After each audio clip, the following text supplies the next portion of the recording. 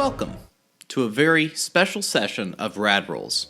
We are a tabletop role-playing group that primarily plays Fallout the role-playing game in an original setting inspired by the Fallout video game series, which is celebrating its 25th anniversary right now. The game is 20% scripted and 80% improv. I have a rough idea and story path that I've pre-made, and this cast of characters makes decisions that impact the story and the plot. In the end, it's all decided by a rule set laid out in Fallout the Role-Playing Game by Modiphius. We use a 2d20 system that I will explain more of as we go along our route. This session deals with adult themes, so be sure to check the content warning below me right here. Now, let's set the stage to introduce this wacky cast of characters. You all sit in a stark, empty waiting room. The walls are lined neatly with Vault-Tec posters, indicating the several qualities you'll need to survive post-war in one of their widely marketed vaults. You've responded to an advertisement to sign up for a special vault tour that will net you a month-long membership to Slocum Joe's, as well as early access to Nuka-Cola Quantum Flavor Test Extravaganza. You sit under fluorescent lights on benches made of metal, waiting on someone to begin your tour. A sign-up sheet hangs from the door at the other side of the room. As you all entered, you all have grabbed a magazine while you wait. Now, we will start introducing our characters as well as our own selves. And I'm going to start with our special guest, Lucy. Lucy, how are you? Tell me about yourself and tell me about your character. Hello, I'm Lucy. I'm with the Fallout 5.0 New Responders and Content Creation group. We do machinima, in-game quests and storytelling within the context of Fallout 76, as well as other venues. I'm involved in various podcasts. I'm on the Chad of Fallout 76 podcast, where I play Lieutenant Anders and Old Lady Simpson. I'm on the Modus Files podcast, where I play Major Lilith. I'm on the Once Upon a Wasteland podcast, where I play Amanda Otis, and I've done secondary voices for a couple other different places here and there throughout my stint in the Fallout universe. The character I'm playing is Charlotte Beauregard. Charmed, I'm Charlotte Beauregard. I'm your, expert on interior design and, let's just say I've got a keen eye for, when things need to be a certain way. I mean, I'm not a meddler or anything, but, where I'm from and, my daddy's pockets run deep. Let's just say I know how to make things move. I love Charlotte Beauregard so much. I am very curious what murder mystery party she's been to recently, what she's building in her house, how she's seeing life. One thing that Charlotte Beauregard did do when she entered was pick up a magazine, and this magazine was Live and Love. And the issue was Lifelong Best Friends. So what this does is this gets you a perk that you can use, kind of like you do in the game when you get a magazine. And so this will give you +1 maximum health points to all party members for one scene. So you get that as an item. Okay. There you go. Next Trashy novel. Next up, Jared, why don't you introduce yourself and tell us what character you're playing? Sure. I'm Jared, sometimes known as Dr. J. I am one of the broadcasters for Blazeball's Charleston Shoe Thieves. You can find me at WSHU Blazeball. Also, primary GM and producer for Maximum Pew Pew, an actual play role-playing game podcast where we're playing some Starfinder, Tales from the Loop, Things from the Flood, Alien, a lot of cool stuff. I'm also Lonnie Haybear in Rad Rolls, ran by David up here. Those are the places you'll see me. Tonight I will be playing the role of Theodore Ted Sullivan and his faithful companion Tantrum, the German Shepherd. I like them. I'm very curious to know their relationship and who really is the good boy. As you entered, you ended up picking up an issue of Backwoodsman that's down home cooking. And this perk is add +2 DC damage to a thrown weapon attack. So there you go. You can add an extra +2 damage dice. Is that single use or? That'll be single use, my friend. Okay. Next up, we've got going down the list here. We've got Mike. Mike, who are you, and who are you playing, and what are you wearing?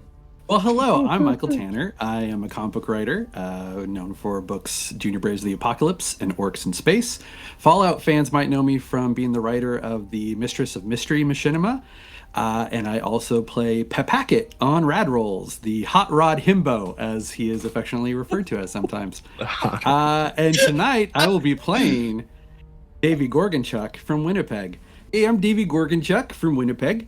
I'm just so happy to be here as a new American, as you guys so lovingly refer to us, even though we're an independent nation for a couple hundred years. I just love being a part of this superpower that's on the brink of nuclear destruction. I'm just so happy to be here, you guys. Oh, it's so nice to be an American, huh? Yeah. Okay. Boy, howdy! Quite a man of taste, I would say. That Davey Gorgonchuk. Davey, you ended up walking into this waiting room and picking up an issue of Backwoodsman, Get Off My Lawn, which you find twice as much meat from a butchered creature. Well, that sounds very handy. I like it. That sounds like it's incredibly handy. I'm incredibly excited to see what you do with the tools given to you. Next up on our list, May, why don't you introduce yourself and tell us about your character? All right. Pardon me. My name is Maydara, and I really do not a lot of stuff that's out there, but I do play the fantastic, if I do say so myself, Hazel Greenglass on Rad Rolls. And today I am doing for the one shot, I am doing a character named Hannelore West. Everybody just calls her Honey, sometimes in a tone that's somewhat irritating if they're asking her to leave. And she is young, fun, peppy, and very into comic books. It's sort of her escape from the looming specter of nuclear apocalypse. And she is here on behalf of her family, who is trying to encourage her to get more in touch with reality. So that's why she's touring the vault today, to see if it's something that's worth the whole family signing up for. I like it. So you actually walked in, Hannah did, and didn't grab a magazine because she did bring her own issue of Grognak the Barbarian, the Lost in the Snows of Lust issue, which gains you +2 physical damage resistance against one attack. I've read it like a dozen times. I love it. The panels are beautiful. I will share it with anybody who wants to see it. Next up, we've got Cody. Why don't you introduce yourself and tell us the character that you're playing? Hi, I'm Cody Dickinson. In real life, I'm just a scientist. I don't have all these crazy cool things that all these other people are doing, but I do work on making your food easier to grow and hopefully a little bit more sustainable. So I think that's pretty cool.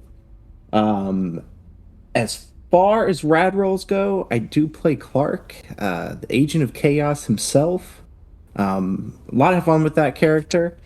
I think the character that I'm playing tonight is also going to be a little off the rails. I guess it's just kind of my typecast I'm going for. I am playing the character named Joey Slick. Joey's kind of a piece of shit, as might come across in his personality. And ever since Joey can remember, he wanted to be a gangster. And he thinks he's a gangster, but he's probably the only person who thinks he's actually made it. I like that. When Joey enters the room, he picks up a U.S. Covert Operations Manual, FH505, Who Goes There? And that perk is when you spend a luck point to re-roll a d20 on a perception test, instead count that die as if it had rolled a 1. So you'll get that perk. That's a single time use. All right. Now, you're all in the waiting room. Everybody's hanging out. Everybody's having a great time. Does anybody speak up, or are we all just kind of like silently chilling, hanging out, just waiting our turn? I will talk comic books with anybody who looks interested. My goodness, is this all you read? It's just comic books. Well, no, I mean I have to read stuff for school and everything, but that's all really boring. This is way more fun, and you can learn a lot from it. And it's, it really gets in touch with the zeitgeist of what's happening socially. You can kind of keep track of what's happening around you by seeing what Hubris Comics is putting out this month. So. Of course, and let's not neglect, I guess, the colorful choice of palettes that are used by the artist. I mean, frankly, who cares what the story is? It's that explosion of color here and there. That's really all that matters. Well, I agree. Usually you can tell how powerful a character is in a comic like this based on their color palette, if they use a lot of primary colors. And, of course, any true blue defenders of Americanism always go red, white, and blue because it's a thing.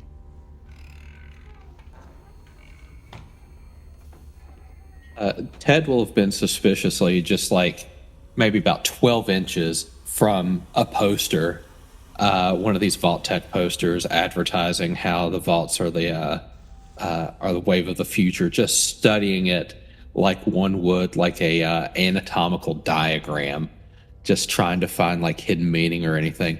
And this talk of subliminal messaging almost in these comics will kind of get Ted's attention, and he'll come over. All the while Tantrum is just sitting very politely in her place, just sort of sitting there being a good girl. Hi there. I heard you were talking about these. May I take a look? I've heard that there's some advertisements in these right here. I didn't realize that comic books, had such a wide range in the advertisement absolutely. capabilities. And let me take a look here. Yeah. If you flip to the back, you can see they're selling X-ray specs. They have all sorts of cool stuff. I think the sea monkeys are kind of a ripoff. I tried sea monkeys once, and honestly, it was a bunch of brine shrimp. But like the alien contact radio, I have that on order. I ordered a painting kit for the Mistress of Mystery weapon set, and I actually I've used that, and it turned out really well. Sometimes it's a ripoff. There's really no way to tell until you send me your money. Yes. So a quick question. Are you in the 12 to 17 or the 18 to 24? Well, I'm 18 to 24 barely. I mean, I just turned 19, but I've been going to Hubris Con since I was like 15. So okay, so to the 19 convention. Okay, excellent. That's very good information. Thank you very much. You seem very curious about that sort of thing. Is there something about the numbers that bothers you? Or are you just one numbers, of them fellas? No, absolutely. Just demographics and stuff. I need to know what's popular with the young folk, and those that just recently became of age, and the people that are in the workforce, everything in here. As an associate of Edwin, Kelly, and Bertram, this is very important information if I'm going to be able to advertise, advertise things as popular as they are. To try to get the popularity up and everything. I need to know who I'm marketing to. It's like, ma'am, what is your opinion on cram? Are you asking me or her? I mean, you know what? I you said ma'am. I can do a random sample. I can do a random sample. Yeah. That's fine. What is your opinion on cram? On a scale of would never purchase to a regular pantry staple. Oh. Please, don't tell me you actually put that stuff in your pantry.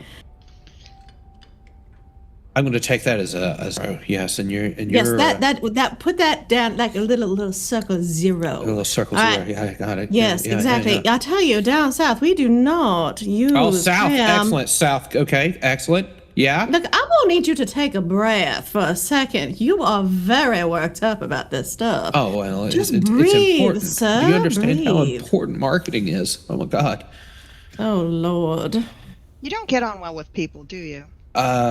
I mean, I've been told that before, but I don't really understand what they mean by that. I mean, I feel like I'm a pretty good people person. I talk a lot. You know, I talk with people. I make these connections and stuff. I mean, and people seem to love me and my dog. So I mean, I'm must be pretty decent with people, right? Okay.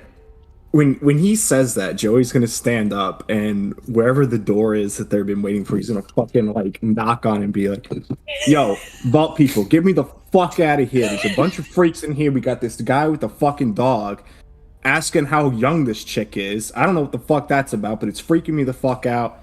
Come on, can we get this fucking tour going? I don't have all fucking day. I don't know if you're trying to pull something off on me or what the fuck's going on, but come on, let's fucking move this thing along." Fucking ask people how old they are. What the fuck you want? 18 to 24, male, uneducated. What you fucking say to me? Charlotte's just gonna cross her legs I think and kind of these shift notes and look are away. confidential. They're de-identified. I was just taking notes about a potential demographic. When you really to mark for anything. You seem you really think you're worked up. fucking- Though.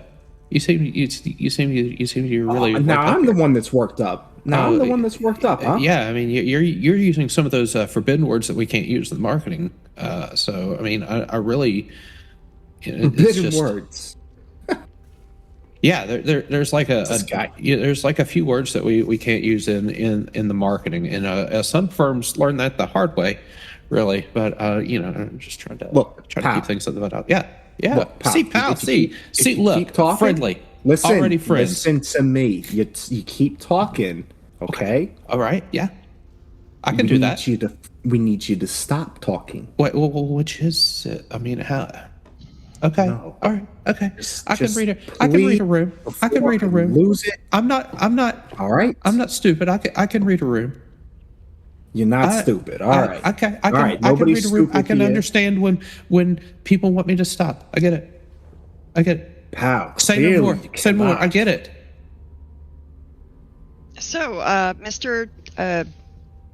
Pinstripe Sunglasses, have you ever read a comic with a character called the Silver Shroud? Because I think you would absolutely love it. You think I don't really spend my time reading that? Sorry.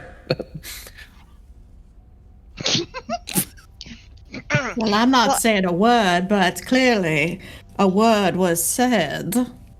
Well, I think you should, when you have a chance, you should read it. It's all about a guy. He's kind of gangster-like, but he's a good guy, and he carries a Tommy gun, and he has a fedora, and he shoots bad gangsters. And I think you would actually get something out of that. Yeah, okay. Whatever you say. Listen, this has been an absolutely great chat, but Mr. Sunglass guy there. it's a fucking another one, eh? Just got a question for you. We're inside. Why are you wearing your sunglasses? Look, I don't come up to you asking you a bunch of questions. I ain't come up to none of y'all asking who's this or how old are you fucking you. I fucking still don't know about that one. And by the way, who the fuck are you? Oh, It didn't really stop you to give me orders or anything, just so you know. I mean, it's in all transparency here, even though you might not be asking questions, you were making some demands. I just want to make sure that's on the table there so you really understand, what the situation is. Also, was that a Canadian accent? Yeah, I'm from Winnipeg. Wait. I'm so my happy to we have meet been my now fellow Americans. we have been so desperate to penetrate into that market. I will definitely be getting your number later. Now we got a communist here too. Well, hey, now, to be fair, we are part of your Commonwealth, I guess, although we're just more of a territory and don't have full rights yet. But, that's okay. I don't You're mind. lucky you even have that. All things in due You're time, lucky sir. you have All our things in due resources now, time. aren't you, huh? Damn right. All right, at this point, the door opens. Thank God. There's a man in a disheveled lab coat, and he's wearing a vault suit underneath. And he steps through into the room through the door, and he looks at you all and says,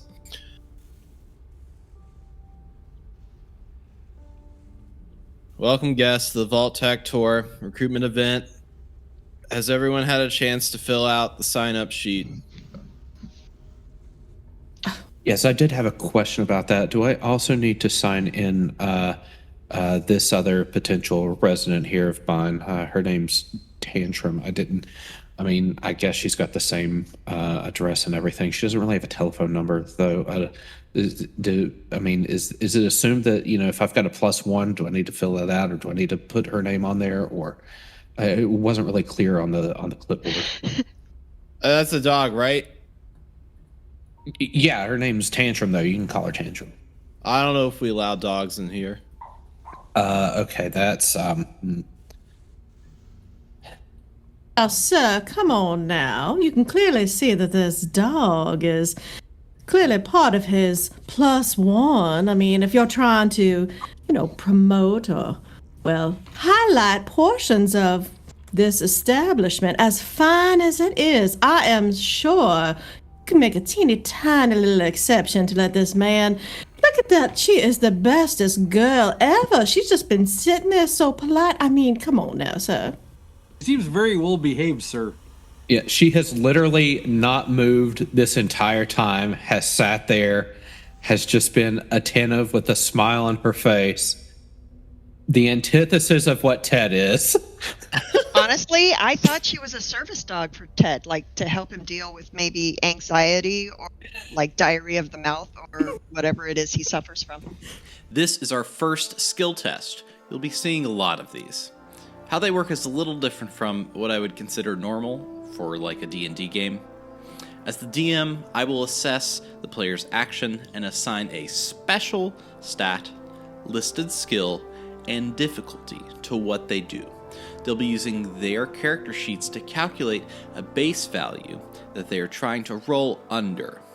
If they roll 1d20 under their target value, that will count as a success. If it's a tag skill and they hit under their skill rank, that's 2 successes. If they roll a 1, it's a critical roll and they will generate 2 successes.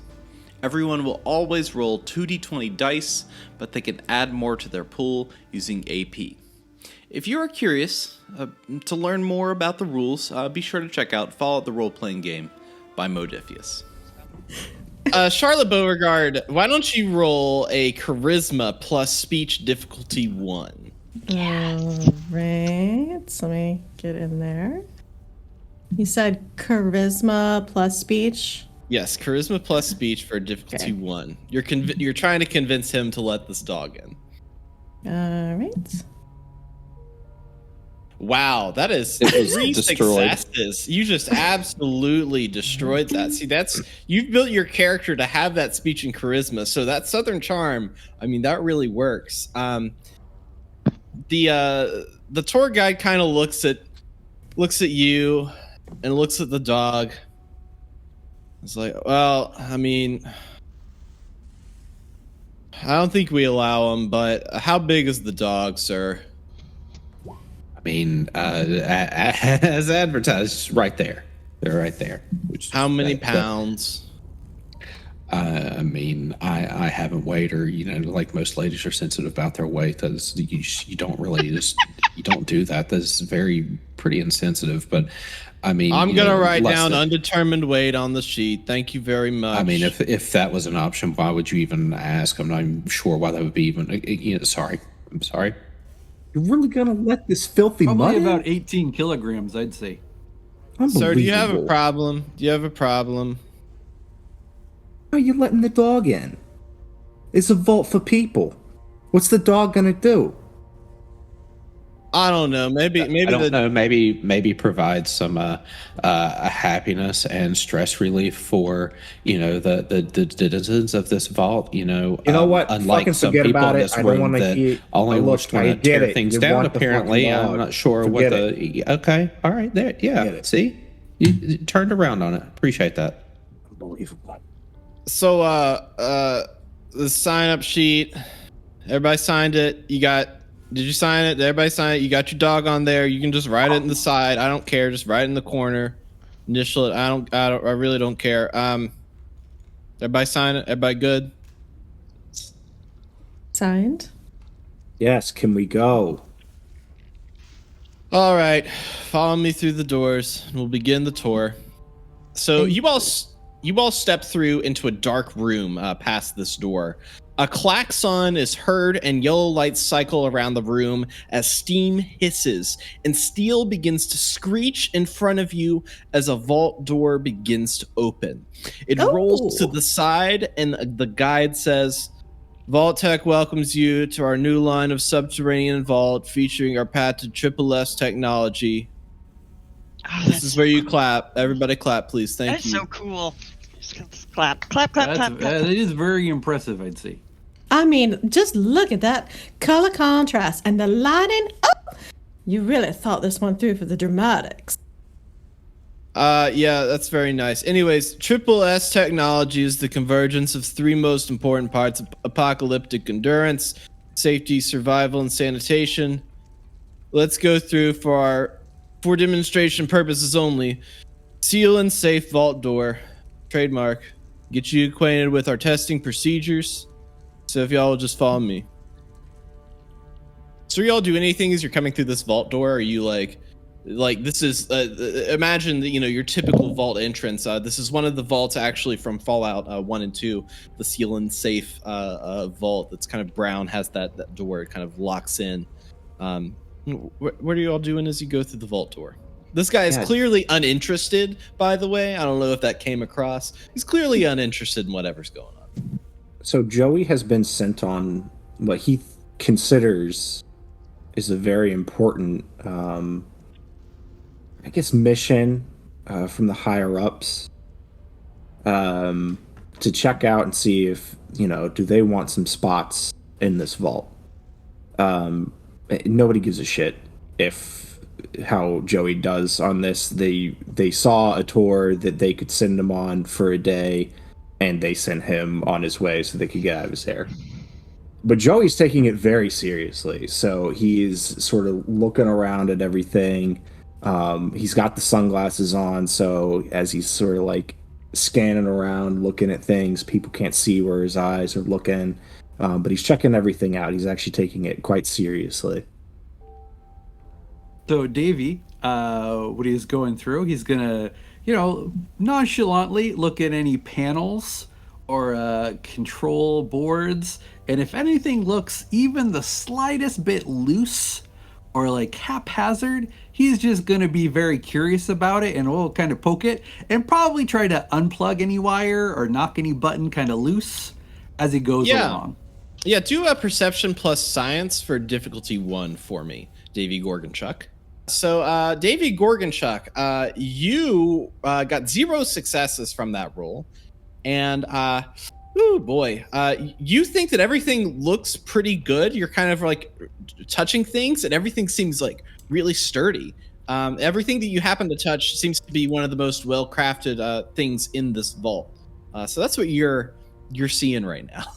Oh, this looks real sturdy. This is, I have a lot of confidence in this. This is looking real strong. Oh, fantastic. A lot of vertical surface here, plenty of room for, say, some advertisements, splashes of color, to really draw the eye, really get the message out. Joey's gonna notice that you're poking and prodding, and he's gonna get the idea of like, oh, maybe this is somebody else like checking things out to make sure it's safe to actually be in here. And so Joey's also gonna be messing with things, but without really knowing why he's messing with them. He's also gonna be poking and prodding anything that he kind of sees, very haphazardly. Haphazardly? haphazardly, he does not know why he would be doing Alright. this. He just saw somebody else and thought, shit, I should be doing that too. Charlotte, what did you? So any kind of surface, like flat or slightly slanted surface, Charlotte's gonna run her very gloved fingers over the top, but also she's gonna pass it over under the bottom. So if she can fit her fingers on the bottom of a surface, like a rail or a countertop, because frankly, who knows what people stick under there? It's disgusting. Why do you think I wear gloves? I like that. Well, Joey, why don't you roll do a strength plus unarmed for a difficulty 1. You're going about haphazardly moving things. You're the kind of guy that gets his hands dirty. So I think that this is a good roll for you to see what exactly you're able to do or what you're able to just like absolutely not do. Joey, you managed to go through and you go over your kind of like messing with stuff, and you there's like a receptacle kind of like at the end of the walkway right before the vault that has a few buttons on it, has a port on it, and has a giant red button, and you're kind of messing with that, and you actually like take it and rip it off the floor, and you're now holding this thing up in the air, and the tour leader hears this and turns around and goes, "Sir, are you okay?"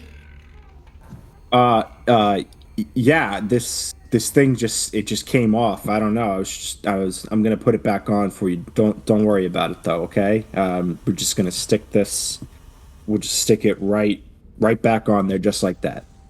I mean, sir, it doesn't go back on there like that. I probably need to call a mechanic. Oh, it's probably fine. Let's get on with the tour here, sir. I'm sure there's nothing bad gonna happen. It's fine the way he put it. Let's just keep moving. I think that's the right thing to do. What other? The thing almost fell on my foot. Okay, you know. Charisma plus speech for a difficulty 2, Davy Gorgonchuk. Okay. All right, here. I can't believe you gave him a literal big red button. Okay, so all right, what am I rolling here? Charisma plus speech for difficulty 2. Once you're in the character, you gotta stay. You gotta have it. What am I rolling here? What am I doing? There we go here. Okay, charisma and speech.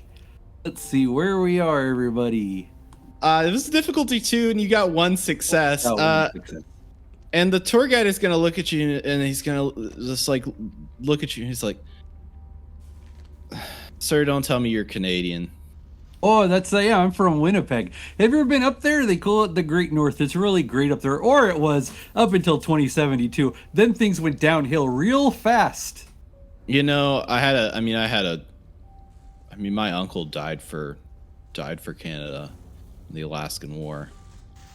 Oh, awkward.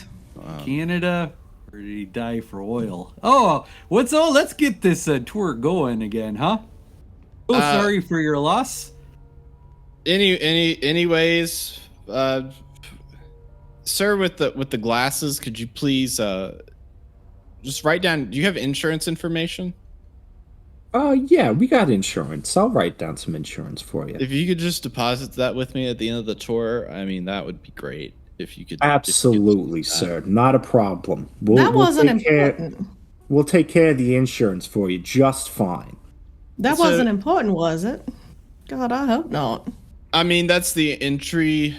I mean, that's how you get into the vault. If you have a Pip Boy, is you plug into the machine. So I mean, I gotta close the door because it's a part of the tour, and I guess we'll figure out. There's a way out of here. We'll figure it out. We'll get to it later. And he walks into the room, and you all follow, and the vault door closes behind you. You enter this room, and it's got. You enter a room with 5 individual pods. These pods contain a chair and also a monitor. They have a clear shielding that seems to lift up as you enter the room. And tour guide says, Vault-Tec promises a fulfilling life inside of our shelters. Please take a seat in our patented Visiontron loungers to begin generalized occupational aptitude test, or GOAT. Once you're done, please exit the door opposite the ones you've entered to receive your results. And don't forget to grab your commemorative vault suit stashed under the chair after you're done with the experience. Oh, this sounds like a hoot and a holler. I love tests. We're on a tour and you're making us take a test. Yeah, I'm What's not with so that? sure I want to take a test. I thought this was all about, just kind of seeing the things. So I is thought this- we were going to see the thing. I agree with her. So is this like a personality test? Part of Vault-Tec's patented touring technology is getting everyone pre-registered for Vault-Tec's entrance exams. This helps us understand the placement in your life within the vault, or else we can't do an accurate tour guide without it. Oh, wait, so you're not our tour guide. You're just some sort of middleman. Well, I'll be damned. I thought, well, I guess middleman it is. You got this that is just right. basic marketing right here. They'll get some information about us. That way they can pair us up with, just like the Yeah, best Hannah product. just gonna get in the thing. Whatever, Same with let's do Davey. a stupid He's gonna test. sit in his little pod. Charlotte's gonna look at hers. She's gonna poke it because she's gonna poke at it, make sure like the lining is like perfect. She's gonna like good depth for cushion. She's gonna check the headrest because her hair. So she's gonna be poking and prodding the chair. Yeah, do a perception plus science for difficulty 0. Mr. Ted Sullivan, what were you gonna do? Oh, I'm noticing that everyone's just like now ignoring him and going to their own stations. He's just going to kind of like fade off and make his way to like a station, and Tantrum will obediently follow and sit next to him. Sure. So everyone else has entered the pod. Charlotte, you've kind of poked and prodded this. This seems like a real thing, as opposed to maybe a lot of the other things in the vault. This seems like an actual chair that's designed for comfort. That's of the latest technology. That will be very successful if you're looking for comfort in that department, or elegance. It's a very elegant machine. Corinthian leather. Corinthian leather, yes. The seats are Corinthian leather. Yeah, I like Absolutely. that detail, yes. Yes. So what was the difficulty on that? That's 2. It was a DC 2. Okay. Yeah. Well, decent. this is just so comfy. I'm just gonna slide my little backside right in here. Let me just fix my hair. Does it look all right before I kind of just get comfy? I mean, I would hate for this sort of a thing. It takes me hours to get my hair done. Wow, you have hours to do your hair? Absolutely, you have to take time if you want to put out your best face forward. You got to take the time, my dear. I see we are going to need to have a conversation after this. First is comic books. Now, clearly, I have a project. You are my project. Oh, dear Lord. Can we get started, Mr. Mad Scientist, sir? Can we get this ball rolling? Please relax and let the doors descend and begin your test. So you all sit in these reclined chairs, and the pod shield descends above and kind of seals you in. A computer monitor in front of you flashes on. Everyone, please roll perception plus energy weapons for difficulty 2. What was my magazine again? Hold on. Did you give it to me? What does it let me do? Yeah, it was. You could re-roll a luck die. You could spend a luck point and re-roll a die, and it would automatically make that result a 1. Yes. Dang. I have Sure. quite a lot of luck. You want to go ahead and spend a luck point and just go ahead and Absolutely. get a success out of that? All right. I will just succeed. I would like to spend a luck point to re-roll one of mine. Sure. Yeah, you me can- too. Sure. Go ahead and spend I'm a a luck lucky point. boy. Yeah. You fool. So if you want to do that, Lucy/Charlotte Beauregard, you can go and just roll one 1d20. If you want to spend a luck point, luck points are from your luck skill. And so those are things that you spend after you roll. So if you don't like one of your results and you want to re-roll it, you can spend a luck point. Now, once you run out of luck points, then you're done. And that's when I'll probably exact some revenge upon you. So I'll hold on to my luck points. sounds great. So let's see. Davey Gorgonchuk and Joey Slick. The rest of you that did not roll, Ted, Charlotte, and Hannah, you all pass out, blackout. You're just passed out. Davey and Joey, the pod before you begins to fill with a cold, gaseous fume that feels like they are freezing your arm hairs. That is what is going on. What do you do? Oh boy. Oh, I don't think this is supposed to be how it works here. Hello. We'll be tapping on the wall of the pod here. It's getting real cold, and I should know. I'm from Winnipeg. I don't like this. Hello, anyone out there? Whoa, get me out of this thing. What the fuck are you trying to do? Get me out of this thing. He climbs up on the chair. Does my room dog react to any of this, or? Your dog is passed out. Cool, great. Tantrum is passed out. You two, the room is black. No one is answering your calls, and the gas is getting colder, and it's starting to set in on your fingertips. What are you all trying to do now? You're in this chair. It's kind of like reclined. There's the fumes coming out of the side. There's the seal around it. You can see out into the room, kind of like you're in this little like egg almost. And there's a monitor there that's just off. I guess trying to just with full force kick the door open. Okay. Yeah. Why don't you roll a strength plus athletics for difficulty 2? Okay, see, now here's the part where I'm going to start causing the group a lot of trouble, because Joey took a perk called Daring Nature.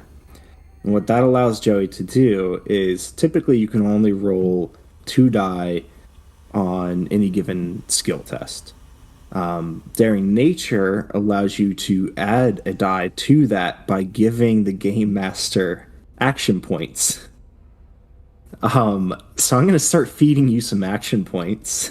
Sounds great. I'll take any I can get. Yeah, that's just a and I'll roll 3. Sure. What was the check? It was strength. It was strength plus athletics for difficulty 2. While you roll that check, Davey Gorgonchuk, what are you doing? I'm gonna try this. I am going to use my Canadian smarts. I think this must be on purpose. And Davey is going to take a super deep breath of that gas. This might be a terrible idea. Okay. I think that's the gamble he'd take. You take a super deep breath of that gas, and you are passed out. All right. It didn't go great for Joey. Joey had a complication on top of the 0 successes. So, give me a second here, and we will. Want to mull that one over? We will find out how that goes for you.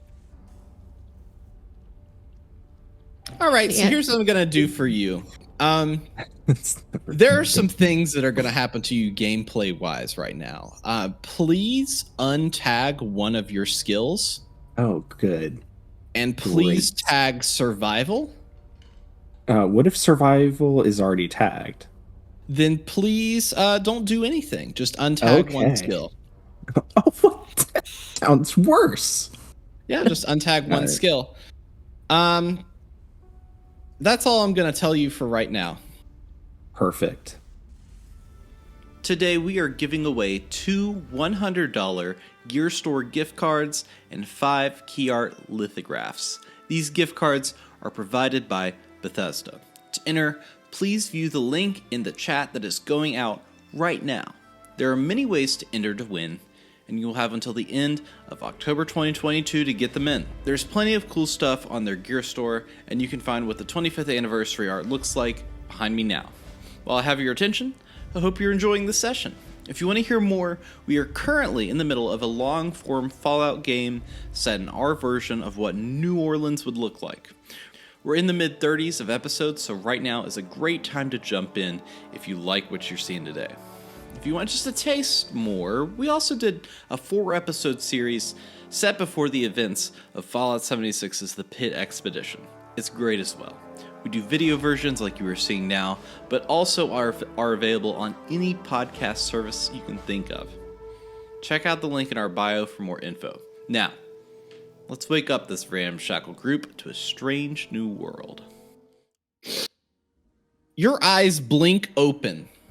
Everyone in the group, this is what happens. Your eyes blink open as the screen in front of you displays an animated version of the Vault Tech Vault Boy speaking directly into the camera. Welcome to Vault Tech Simulation Testing Ground. You are tasked with assimilating into a post-nuclear society, all while striving for the pinnacle of safety, survival, and sanitation. In a moment, the pods will open to your new world. Completing this test will earn you a month-long membership card to Slocum Joe's, as well as early access to the Nuka-Cola Quantum Flavor Test Extravaganza. Prepare for the future. The screen flashes off and a dim light fills the room outside of your pod. You feel an elevator kicking in as the light grows brighter and wider. The pods unseal themselves, and above you, you see a junked-up car hurtling towards you. Everyone, please make a Luck plus Athletics difficulty 2 check.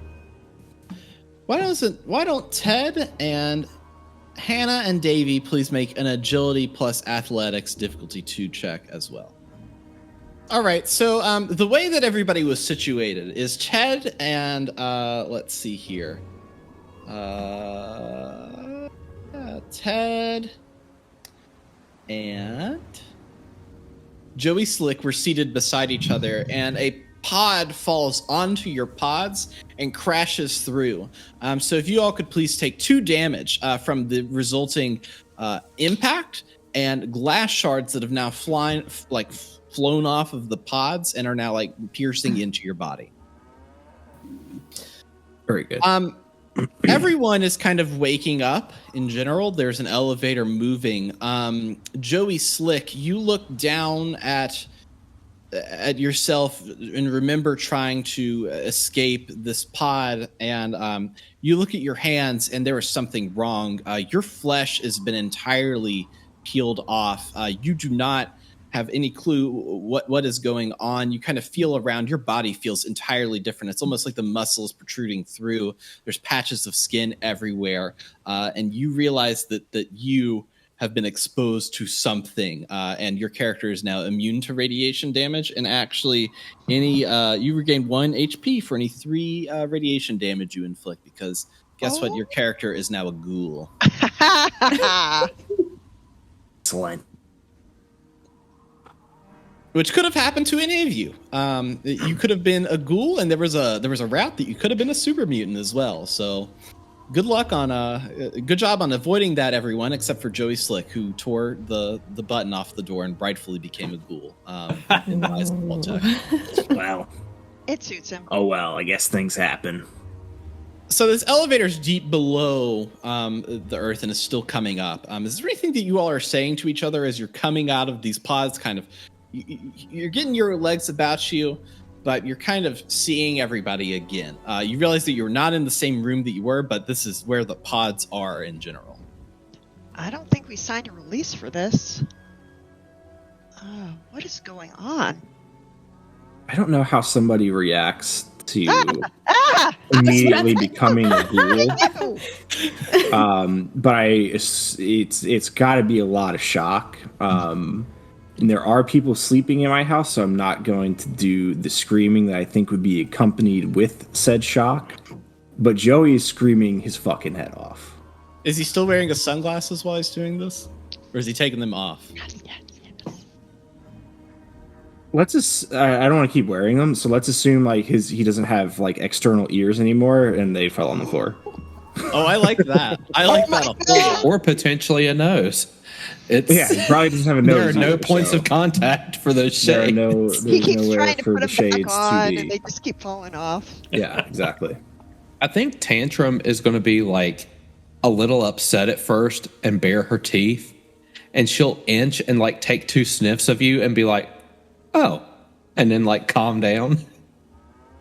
Oh, that fella got turned into a piece of beef jerky. Just speechless, just staring in horror. So, Charlotte, fair. I think That's you correct. might have a new person to do a makeover. Oh my god. He doesn't have a nose. I don't have a nose? Oh my god, I don't have a fucking nose either. Holy shit. I mean, I don't mean to alarm you, sir, but you are not well. Oh my god. Does anybody have any I think antiseptic? I fucking understand I'm not well. I don't have a fucking nose. You just... God damn. you seem to be missing goes to touch his, like, scalp and things like that, and he's got no hair. I got no fucking hair either. Where the Oh my fuck gosh, did it seems like you don't have any go? hair, you don't have ears, you don't have a nose, you don't. I don't have ears. Oh my god. What the fuck? Maybe you shouldn't check anything else. Maybe you should just cut your losses right there. Maybe you shouldn't check anything else right now. Oh my god, you don't think No, at least that. that's still there. Oh. Don't worry about that one.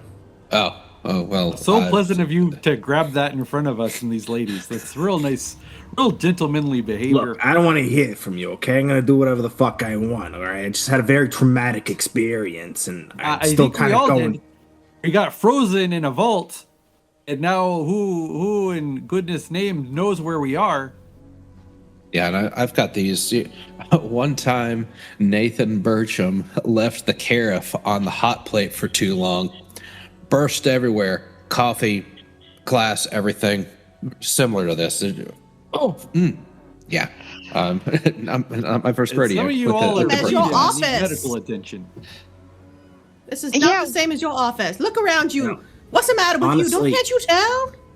Honestly, except for the shards of glass that are currently in my sternum, it actually doesn't hurt. Oh my Surprisingly. god!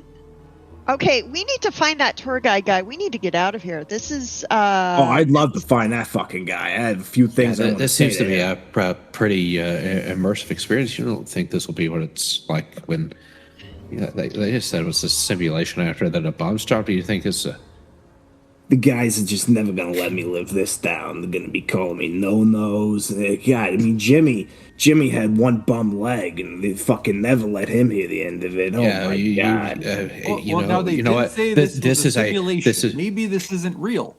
Maybe this is all a computer or something. yeah. You said What? that You go stick were your being- finger in his nose hole. Tell me it ain't real. now look at this tough guy persona you have on right now, and you think like, look at all these bad things that happened to me, and I'm still walking around, I'm still like just living my best life, and you can't really mess with me. Look at me, I've been like my skin shed off and everything, and I'm just like Yeah, I really nope. think this is a good opportunity for you if you should just look on the bright side. I mean, nobody I'm can really threaten to hoping punch this you in the isn't- nose Look on the anymore. bright side. So I'm or really box your hoping ears. none of this is real, but for sure the real part is that I still don't like when you talk to me. So please, okay. Davey's gonna start looking for buttons. I mean, like something to push agree to on disagree. this I guess. elevator platform or whatever it is. Okay, all right. So Davey's looking for buttons. Davey pushes a button, and a voice comes over the intercom that says, "Don't forget your commemorative vault suit and Pip-Boy beneath your chairs. Please make sure to put them on so everybody knows that you're a representative of Vault Tech for this special exercise." Oh, I was gonna give mine to my kid, but I don't think I need to put it on. I would just like to go home now, please. Second, please. Second. Is there a motion to carry at this point? Yes, there. Oh, Like a now you believe majority? in Do we need a democracy. core? I That's mean, very Hector interesting. starts we've putting got a- hers on. We've got 5 people. This is like to 5 to 5. And then in Robert's rules, they say, yeah, we have a quorum. Yeah, we have a quorum. So if 60% of us say that that we can leave here, then that's Who the hell fine. is I mean, Robert? all no Robert successful here. meetings. Every successful meeting. Hannah, underneath your chair, when you put on your vault suit, you find a vault suit, a 10mm pistol with about 15 rounds of ammo, a switchblade, purified water, and 2 stim packs, kind of tucked away. In fact, underneath everyone's chair is the same, except for Charlotte Beauregard. Instead of a 10mm pistol, you have a laser gun, which is your equipment for this session. You all, as you kind of like approach the top, you hear the voice come back on over the intercom and says, "Ha ha ha! Just kidding. Nothing will hurt in this especially wonderful session that we have planned for you today. Just remember the 3 S's: survival, safety, and survivor." And the voice kind of dies up, and as it dies up, it dies down. As the elevator comes up, it stops, and you are now above ground. It's nighttime, and the sky is filled with stars and a full moon, as the surrounding area features a giant metal makeshift wall of junk that reaches far beyond the height of the party. Below you in this kind of hole lies a ramshackle settlement. It's kind of a bunch of metal buildings that are sticking up and around. You kind of look around and see some strange sculptures poking up. You see kind of like picture of an atom that's been sculpted up, a rocket, and you see a weird sign that reads Moriarty's Saloon. Hannah's going to finish pulling up her vault suit over her man-to-man undies and just zip it up. Well, I guess at this point, I don't think we have much of a choice. I think we should keep doing whatever this simulation is. I mean, it has to be a simulation. This cannot be reality. I should know. I spent a lot of time dodging reality. This is definitely not reality. Want to explain the way I'll he play looks? The game. Well, we're all seeing it, and he's seeing it, and if we're all in some sort of virtual reality, it would make sense that they can make us see things however they want us to. I mean, your hair still looks perfect, and after all that, there is no way your hair could still be perfect. So this has to be a simulation. All right, that convinced me. Fine, I'll play along for now. So Charlotte will very modestly change attire as needed, and she'll take the laser pistol kind of like this, kind of like dainty, kind of like, what the hell am I supposed to do with this thing? Kind of like twirl it on her finger like this. You should be careful where you're maybe you swinging should. Shit! Goodness. Somebody take that away from us. Oh, you can't take my stuff. This is my stuff. You have your Alright, stuff. just You don't keep point it. that Give you thing as a every gun. which Welcome way. to America. I got enough holes in my skin as it is. I don't need extra ones. I want to do that, like, flip it like this, flip it like that. Yeah. Like, woo. Oh, Just yeah, put it down. yeah, that boo part. That's one of the concerns me. It's when it gets a lot of negative publicity there. Yeah, if you could just there's like a holster here on your side as an accessory. You just slip that right there. I think Yeah, Rab, it's look at great. this holster. It clashes Are with this these- stupid blue and yellow thing, and the holster is this one like drab. Like, what is this? What is that? Mustard? What color is that? Charlotte, Who designed it's, these? Charlotte, you can deal with primary colors. You just have to find some secondary colors that will, sort of mesh with it and sort of mellow out the tone range. It'd be Dazzler. That's what I need. Are these Fallout 4 style, like, tight bodysuits, or are these, like, classic Fallout, like, overall speed Oh, suits? good question. They're classic overall. This is. I doubt that the program that the Vault is running would have that level of the sleekness and skin tightness that those would entail. All right. Davey's going to Hell. put on the Vault suit over his regular clothes as much as can be done. Probably not even zipping it up, just kind of over his regular clothes. I didn't even consider that, huh? I don't know what that much radiation does to like clothing, but I assume it's like not good. So Joey should probably put on. That's cover a up. great detail that I think that radiation probably wouldn't do that well for clothing, especially when it's melting someone's skin off. I think that the clothing would not survive. You probably look like a Tarzan man at this point, so I think wearing the Vault suit is probably your best bet for modesty's purpose. That sounds fair. Yeah. Yep. Ted, are you putting on this Vault suit? Everybody else seems to be putting on the Vault suit. Are you? Yeah, I mean, I think it'll go over. Depending on the sizing, I think it'll fit Ted pretty well. All right. Is there a little doggy vault suit? No, there was not. There was not a doggy costume Vault suit. No, because it was not indeed designed for a dog. But the dog is here.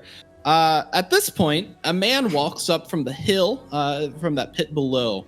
He's wearing a brownish duster with a large cowboy hat that covers his face in shadow from the moonlight. Damn, another one of those vault dwellers. Feels like this town is filling up with y'all. So welcome to Megaton. In fact, I just sent your friend out on a little task for me. Maybe you could help me. Friend, we're new here. Sorry, it was just the six of us here. Sorry. Friend? The six of us? What are you talking about? I mean, there's... His fucking dog again. He means his dog. All right. Yes, I mean Tantrum. I can would call her count the Tantrum. dog too. Come on. You think You you can think of call your her dog Tantrum. as a person? You can call her Tantrum, yes. I mean, she's you know, she's here, and you know. Damn, So. you Charlotte. vault dwellers. Oh, go ahead. You vault dwellers are weird. Charlotte would kind of like bypass and walk up closer to the guy and probably try to like poke him in the shoulder a few times and say something like, "Now look here, sir. I've about had it with this whole simulation nonsense. I have got places to be, poke, poke, poke, and I have got to get taken care of. This is not what I signed up for, nor what I expected with this tour. I will have you know, sir, that I'm from a prestigious family in the South, and I have things that I have got to get done, and you are wasting my time. Do you understand me?" Poke, poke, poke. If you could roll charisma plus unarmed for difficulty 1. Okay. Charisma. The poking is just too good. That's the unarmed aspect is where Yeah, you rolled out with 1 success. So this guy kind of looks at you and is like, "Ma'am, I'm the sheriff of Megaton. I'm not sure those vaults down there. They put out some real crazy folk. I've seen them for years. But here in Megaton, I'm the law, and so I'm gonna need you all to be respectful of people. Don't go poking people that don't need poked. Don't go around poking every single person in here. That's not the way to do it. But as long as y'all get along with everybody, it seems perfectly fine. The guy I met last time, he didn't talk a lot, but he seemed to be doing just fine for himself. So just behave yourself, and everything will be just fine." I'm sorry, Is did he you say wearing years? like a dirty lab coat by any chance? No, it's a guy's been around here for a little bit. Just came into town. Not wearing a lab coat at all. Wearing a vault suit. All right. Yeah, did you say years? Like, people have been coming to you from years from out of here? Yes, ma'am. It's Megaton's been here existing for several years. Nobody really quite knows when it started, but it's been here, and for as long as I've known, I've been the sheriff of Megaton. I have a question for you. To the best of your knowledge, how long ago was the apocalypse? Oh, some roughly 200 years ago. What? Out there. Yeah, we. I mean, if you're curious about it, we got the bomb down in the pit. Yeah, I mean, that's what I asked your friend to check out in general. But If you've got a bomb. yeah, a nuclear weapon. It's not dangerous, I don't think. But that's why I asked your friend to help. it's been there for 200 years. I'd say so. We have to get a hold of Vault-Tec and let them know the simulation is broken. This is stupid. Wow. This is your clue that the simulation is broken. Well, You think this part was just a joke, that what they did to me was just some funny fucking thing? it depends on your definition of funny. Like, is it funny? Ha ha. Like, just like. Not ha ha Maybe. funny? Yeah, I don't think it was ha ha funny. Look, so what are you you say you're sheriff of this town with 200 years afterwards, right? That's what you're trying to tell us is what's actually happened. You expect us to believe that? I mean, that's about where it is. May I, y'all for a second, like huddle up for a second. I seem to recall, weren't there a bunch of like debris pods in the room we was in just a minute ago? Oh yeah, one had fallen on Ed and Weird Girls. Right. Yeah, that was yeah, I recall that pretty clearly. Yeah. I do still have the glass in my sternum. Why don't you pull it out? You're a can- big you boy. can- Pull it out of your own chest. No, You no, can- no, you don't can- pull it you out. can pull it out. If I Don't pull it No, out, you can pull look, it out. There's not much that What? is That's left there. I'm trying to keep everything that's in place still in place. I'm not just- gonna pull it out. There was Alright. no one else on the tour. There was no one else in those pods, right? Yeah, it was just us. I think. Man, I- You saying there's another guy who came out a couple it's years just ago. the 6 of us in the tour guide. Yeah. You know, All right, so we were in the pod. There was a Yeah. flashlight, and There's- then that there's freezing 6 gas actually. came in, right? Wait, there was freezing gas? You don't remember Last the thing I freezing remember, gas? I was mean, staring at a my fingers screen were and then I freezing. was It was like a not. very cold day, like middle of January out there. You don't You and I remember did that? not have the same you think- experience, sir. You guys didn't get the frozen gas? No, I got the frozen gas. I felt We got the frozen gas. Is that Definitely. what happened Wait, to us? I mean, I was a You little got- tired. I thought I would just close my eyes and let them do whatever they were going to do in there because they were blah, blah, blah. And I would just catch a quick 20. no, Well, I why tried would to they kick my freeze way us? out of there, and I didn't manage to get out, and then I think I passed out. I don't really remember at that point, and then I I wake up decided to huff without it the and just go nose, with it. and I learned that in college. Wait, but you anyway, just you so you we- just we huffed got it? room filled frozen. with gas and you just huffed it. Sometimes you just got to roll with it, okay, Teddy? Jesus. This one's So if they froze this us, guy's and then fucking we crazy. open up, and everything looks like it's all gone to hell up here. What if? Hear me out. Hear me out. What if this is real? Eh? Forget about it. It's not real. I mean, You're looking like a piece of Hey. deer jerky, and you got blood popping out of you with glass. You got a sheriff, like Old West sheriff, and we're in a junkyard. Does any of this make sense? Does this Was make it sense atomic that bomb? someone in Vault-Tec would program a simulation? All right, so hear me out here. The people here, Megaton, don't know what's going on, and they're trying to think of what's the only person that may know what's going on is maybe this other vault dweller. So it sounds like it makes sense if we try to find this vault dweller. Then maybe we could speak with them. Maybe they got some details as to what's going on here because this guy right here, the sheriff or whatever, was this Megaton dude. He really has no idea. He just comes at us and he won't even recognize my dog. I mean, like who does that? As a good girl. So maybe we should find this vault dweller. So we don't allow people to do a bunch of psycho in town, just kind of willy-nilly. So if you could please lay off that before you come waltzing around here, that you won't scare the children, frankly. I mean, What's a psycho? yeah. I mean, I don't think I'm that manic, am I? Oh, so you all just came out of the vault. Oh yeah, we guess. were I don't know. TV dinners not like 10 minutes ago. I don't know what's going on. I don't It's, have any we- idea. Well, it We're sounds still like trying to y'all are work that It out. sounds like y'all are looking for the other vault dweller. I sent him down to the bomb. I asked him to go check it out, see if he could disarm it. And Wait, whoa! I thought and you said you- the bomb was and- safe. I mean, relatively safe, but And you just trusted some stranger with that. Wow, it sounds like vault dwellers really have a good name around here. I mean, if they'll just let any old vault dweller mess around with a nuclear bomb, think of what we can get away with here in just a few hours, days, even. Wow. You Thanks guys so are much. trying to tell me that this isn't a simulation, that a bunch of people saw an unexploded bomb and were like, yeah, that's the best place we have to build a town or whatever the fuck they want to call this place. It looks like a piece of shit to me, but We are in America. I mean, I agree with Mr. No-Nose here.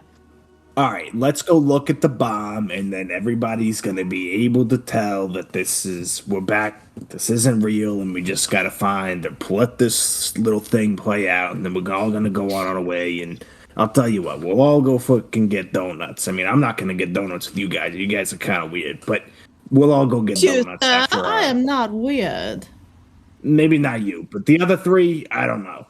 Other four, I'm sorry. You're looking at me like that every time I miscount it. Other four, whatever. Yeah. I mean, I don't know what the issue is. Basic Four, mathematics all here. right. Dog, whatever. Tantrum. You can call her Tantrum. It's fine. Tantrum, sure. Whatever, pal. Let's go look at the bomb, and then everybody's going to be a lot calmer, I think. Sure, that'll do it. Yeah, so you all go down the hill towards the bomb into a watery pit where a giant nuclear bomb sits comically at the center of the town. There's this watery pool that surrounds it, and there's a dirty man with patches of hair and clothes, and he stands with his arms open, yelling into the sky.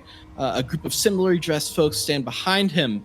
Behold, he is coming with the clouds, and every eye should be blind with his glory. Every ear should be stricken deaf with the thunder of his voice.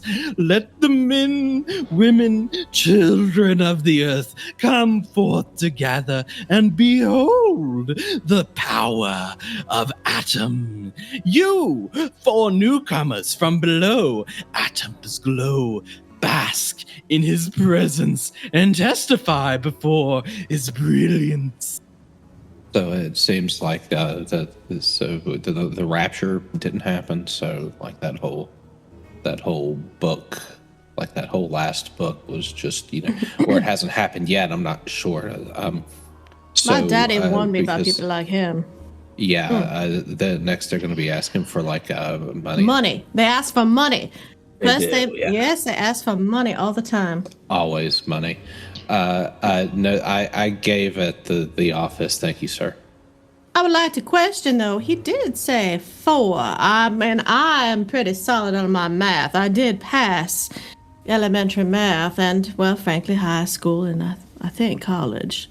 It's kind of a blur. Anyways, I count 5 plus 1. Six. I was getting to it. You heard me. Plus 1 with the stick. Yeah, 5 and 1. Yeah, But he only said 4. My character was kind of hanging back in a shadow, kind of hiding. It's like, nope, there's definitely 5 plus a dog. Well, 4 of you are worthy of Atom's glow, not yet failed the test of true Atom, but one of you is a true sinner, the monstrosity in front of me now. Stroud's gonna look around like this. If you're talking about my dog, we're gonna have words, sir. I'll let you know that my dog is a very good girl, and if you have any problems with my dog, I will have you know that she is well trained, and that I am slow to anger, but I will toe the line if you insult my dog one more time. Wow. I did not expect that from you. That was wait, quite, are you talking about him? That was quite moving, sir. I'm sorry, little miss. You seem to be quite worked up. I do not know your name. What is your name? I can't keep calling you little miss.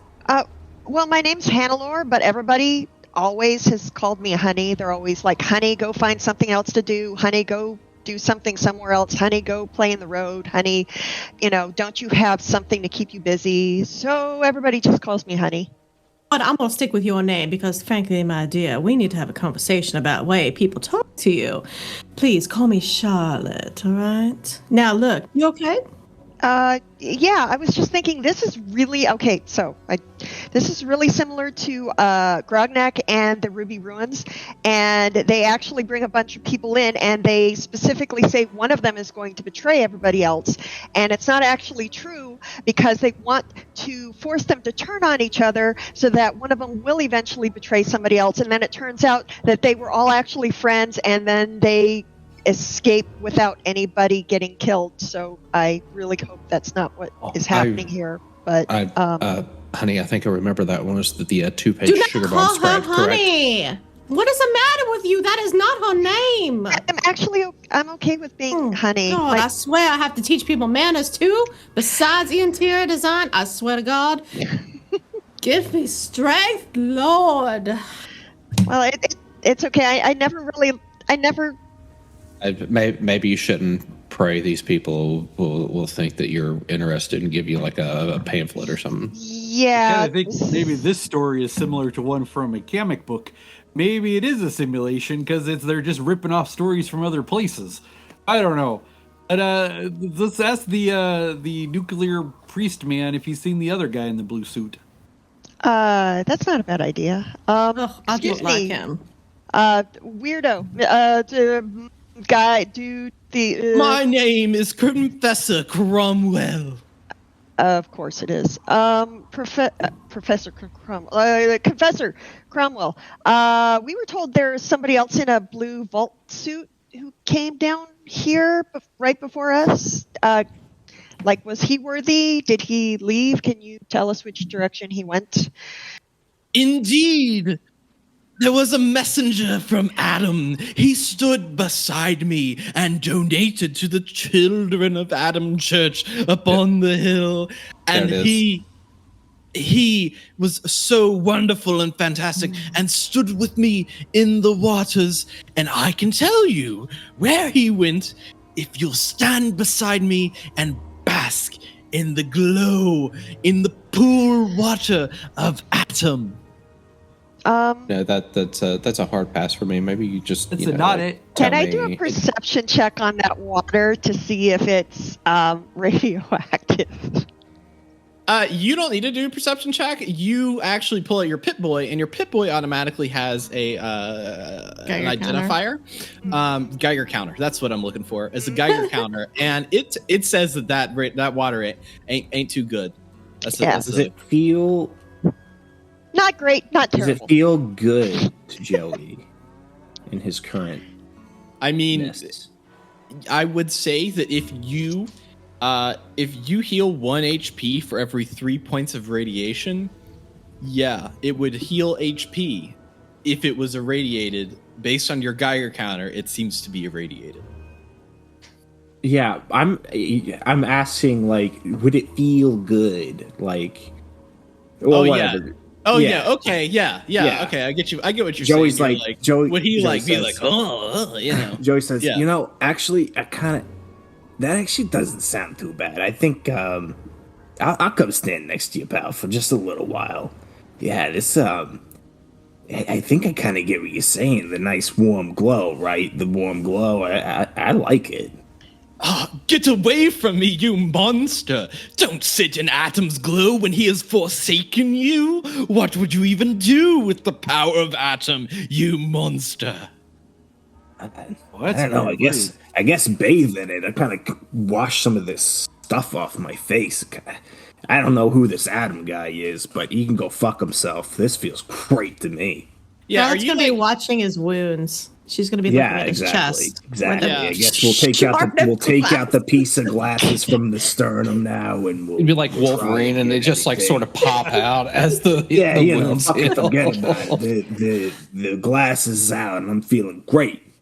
Yeah, you're in the splish splash bath, and you actually heal for 2 HP. I'm just going to give that to you. You don't have to stand in there for 6 seconds or whatever. You're just going to be able to get that 2 HP back. Excellent. Well, look, pal, you're kind of bothering me about all this Adam stuff and sinner and everything. I know I'm a sinner. My mama tells me all the time I got to go to church more. I don't need to hear from you either. One day he will return, and with it will forsake you, and you will be left alone to bask in the nether of the universe. All right, well, up yours too, pal. Would one of you repent with me in front of the power of Atom? Davy's gonna look around and see if there are any people nearby who aren't part of this weirdo Children of Atom cult, especially a lady. If there's any ladies nearby who don't appear to be part of it. Fucking lady. No ladies. It's nighttime. Everyone has generally gone back to their houses. There's just these Children of Atom cultists. They are predominantly men in that particular sect. So no ladies, unfortunately, in this scene.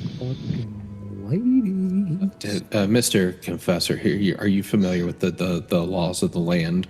Like you probably aren't. You probably think that your religion's the becomes law, the land, and he is above the land itself. Right, yeah, sure, but so as a citizen of Megaton, you know maybe like the penalties if what the sheriff would do if certain things happened.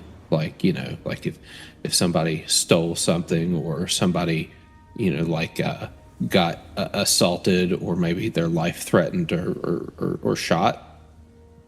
I'm like familiar. Like a shot. So like let's say hypothetically someone got shot in like left leg. Would there be like serious repercussions for that? There would be repercussions for such a thing. I mean, serious repercussions. Serious repercussions. Okay, so let's work our way back here. If someone were stabbed in the left leg, are you trying to intimidate Eddie, him? oh my God! I did not I'm know just this. gathering information right now. Okay, but is the goal to intimidate him, or are you just doing your Ted Sullivan thing? This might be ultimately intimidation. Like Okay. I'm sick of dealing with the wee woo here, trying to. Yeah, let's do charisma plus small guns for difficulty 1. Who says? Oh yeah, because I did say gun. Charisma, small guns. Like you and your Dan rolls, my kills friend. Megaton and has to reload a save. Perfect. Oh yeah, you got 2 successes from that. Very nice. Confessor Cromwell kind of looks at Ted and is like, "I see that you are not willing to understand the true message of Adam." Yeah, you're not willing to just answer my question. Can you tell us where the vault suit person went, please? Will it make you go away?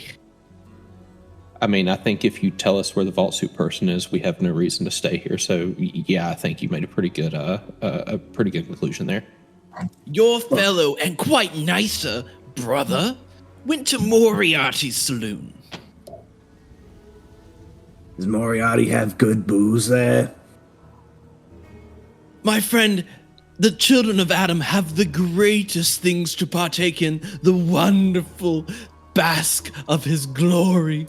Yeah, this man drinks from puddle. I mean, even Tantrum doesn't do that. So I guess we're going to the Moriarty's bar. Well, I don't know. You might have a point about the glow, but I'm not too sure about drinking from puddles. That does kind of seem something like Tantrum, whatever, would do. But booze. No, booze it's pretty just good. the purified bottled water was all. That's her.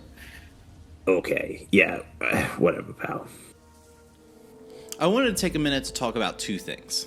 We don't make any money from Rad Rolls, but we do ask folks that enjoy the show to visit our Extra Life page and make a donation. Since our main campaign is set in a post-war version of New Orleans, we are raising money for the Children's Hospital of New Orleans LCMC Health. We have 2 reward tiers tied to getting you some fun recognition and Easter eggs in our main campaign. It would really mean a lot to us if you would check that out. Link for that is in the chat right now. Secondly, this next scene will include a combat scenario. Combat scenarios begin by a character making an attack. Then, an initiative order is pre-established by adding a character's perception plus agility. Everyone will have a turn to make a major and a minor action. Attacking with a weapon has predetermined rolls, but damage is calculated by rolling special damage dice that determine harm caused to another. If you're curious about the rules, be sure to check out our How to Play Fallout 2d20 series, and also check out Fallout the Role-Playing Game by Modifius. Now, let's kick it on to Moriarty's Saloon. You all enter Moriarty's Saloon. Its rustic interior seems thrown together. There's a few tables scattered about and a full bar at the other end of the room. The tables have a few unfinished drinks strewn about with some playing cards here and there. Stairs lead up to the rooms on the second floor, where an elderly man is hanging an American flag from the banisters.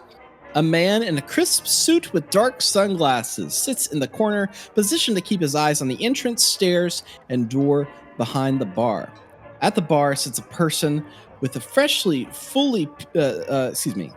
the bar sits a person with flesh fully peeled off. as well as a red-headed lady in a full blue jumpsuit.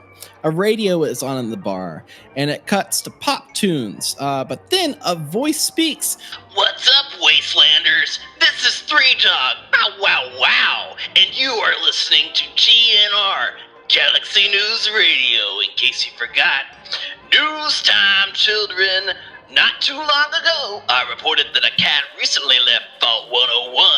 His name is James. Turns out, I got a new report here says someone else just climbed out of that hole. What the hell's going on down there? Revolution? Vacation? Somebody fought? Your guess is as good as mine. Until next time, this is Three Dog. Ow! And you're listening to Galaxy News Radio, bringing you the truth, no matter how bad it hurts. The signal gets scratchy, and the skinless man beside the radio beats the top of it and says, "Goddamn radio." He turns and eyes the group, gets up, and heads behind the bar. It's a lot of detail, so I hope everyone remembered all of that. What are you all doing now? Hey, come here. I want to talk to you. The guy, you behind the bar without the face. Wait, shit, I don't have a face. Hey, what happened to you and me? Or I guess us, if it's the same thing. Why don't you come closer over here and we can talk? Okay. You kind of approach him, and he's like cleaning a glass, and he looks at you and he says, "So I mean, we're both ghouls, right?" Fuck is a ghoul? So when did you become a ghoul? Why are you calling me a ghoul? It's not fucking. It's pretty fucking rude. I don't know when or where this happened to me. I just kind of woke up and I was like this, and then I see your fucking ugly mug, and I'm like, hey, there's another guy with an ugly mug. Let me go talk to him. And now you're calling me a fucking ghoul. Yeah, Is that what people call us?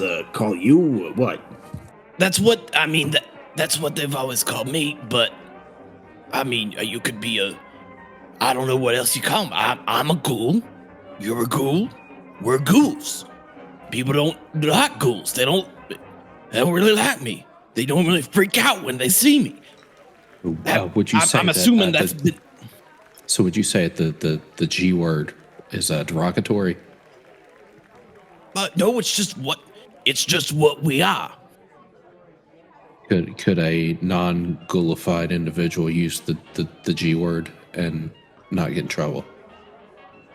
What do you mean, like saying? For marketing purposes, I really want to speak with this Three Dog individual. I believe there's some opportunities with this Galaxy News Radio. I mean, there was a vocal tag was right to music without any advertisement. I think that he's leaving money on the table, and I'm just curious if the Good Lord, stop talking about advertisements. Well, I'm just. Does this place look like it's going to advertise for you? Please, we have bigger problems. I just want to know if the G word is bad. We said no. What's the problem here? Okay. Eddie, let me put it like this. If you came over here with all your fucking, I don't know, smooth skin and called me a ghoul, I'd be fucking pissed. I mean, that's, but you didn't even know that was a derogatory term until... Well, now this gentleman is telling me that it's a derogatory term, right? They're calling us fucking ghouls just because... Mr. Moriarty, do you know if the SS word, the smooth skin, is that derogatory? I mean, my name is not Moriarty. It's it's so Gob. It's Moriarty's in the back. I mean, listen, you seem like you talk a lot. Have you met my friend at the end of the bar here, Moira? I haven't. I think you saw us come in and realized that you're really the only person we've spoken with. But well, she would. She would love to talk to you. Can I talk with my friend here for a minute? And you can go talk to Moira. I think that she would really inform you if you're curious about a lot of things. I'm not sure that's a great idea. My success rate of speaking with women in bars has been. I'll go talk to the young lady. I'll go talk to her. Honey, come with me. Come on, let's go talk to the young lady. I guess I'll listen to the radio then. I guess. All right, so I guess Gob and Joey and Ted are kind of like sitting over there. Ted's kind of listening in on the conversation. I think the rest of you come up to this lady that's kind of sitting there. Charlotte wouldn't actually go up to the lady. What is Charlotte doing? She would actually go for the guy in the suit. Okay, because cool. She's like, oh, see. I can see. That.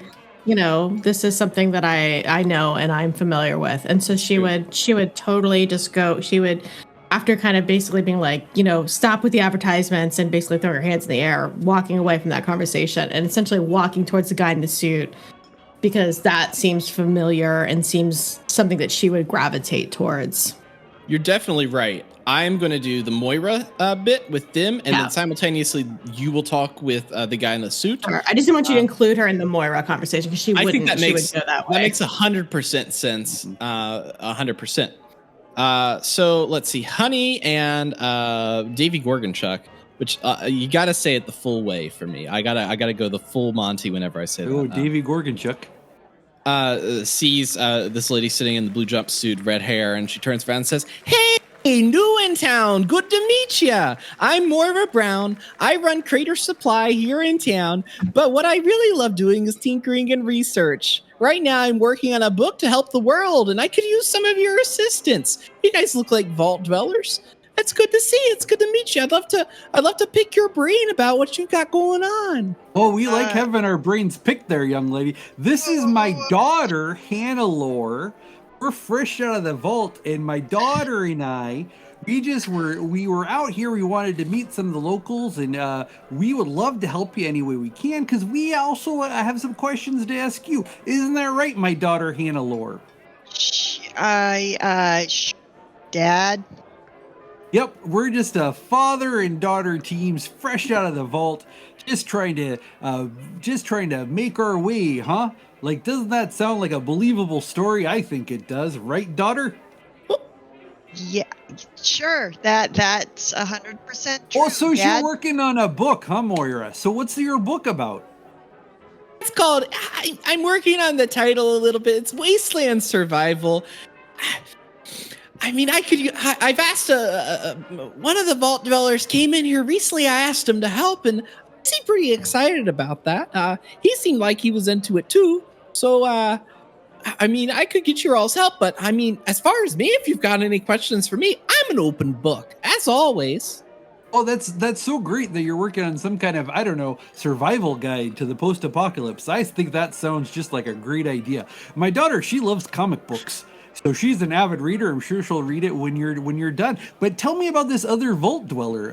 What do you can you describe him for me? I want to know if I know him from the vault and maybe where he went, because we're looking for him. My daughter and I and our friends here.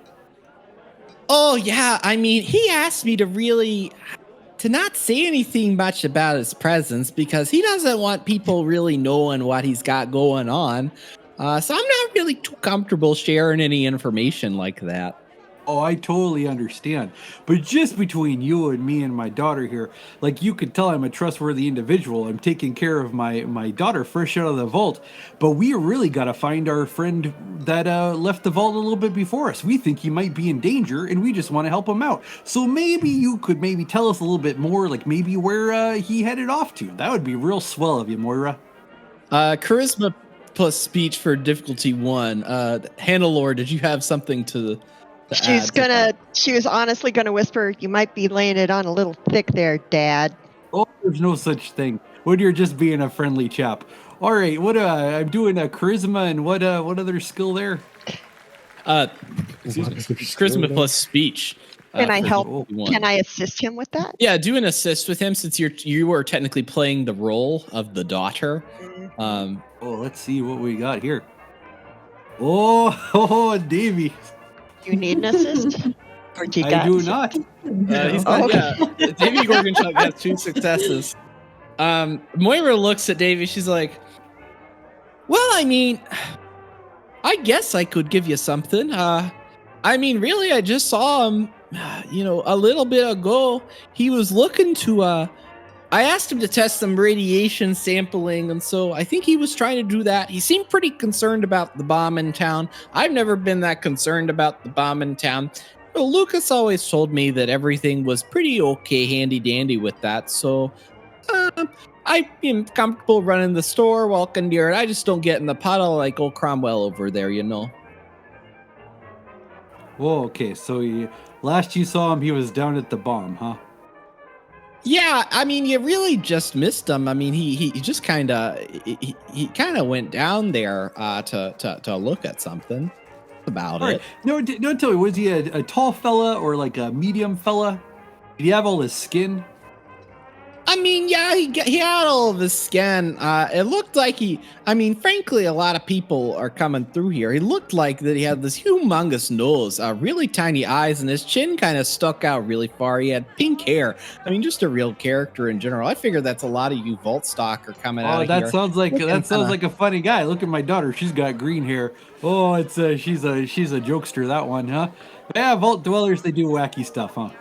They're quite weird. I think you guys are pretty great, though, but always a little weird. That's why I love asking you guys to go do stuff for me. Hey, I wonder, I've got some landmines. Since we're so kind and sharing information here, I wonder if you'd be able to go test some of these landmines for me. Aren't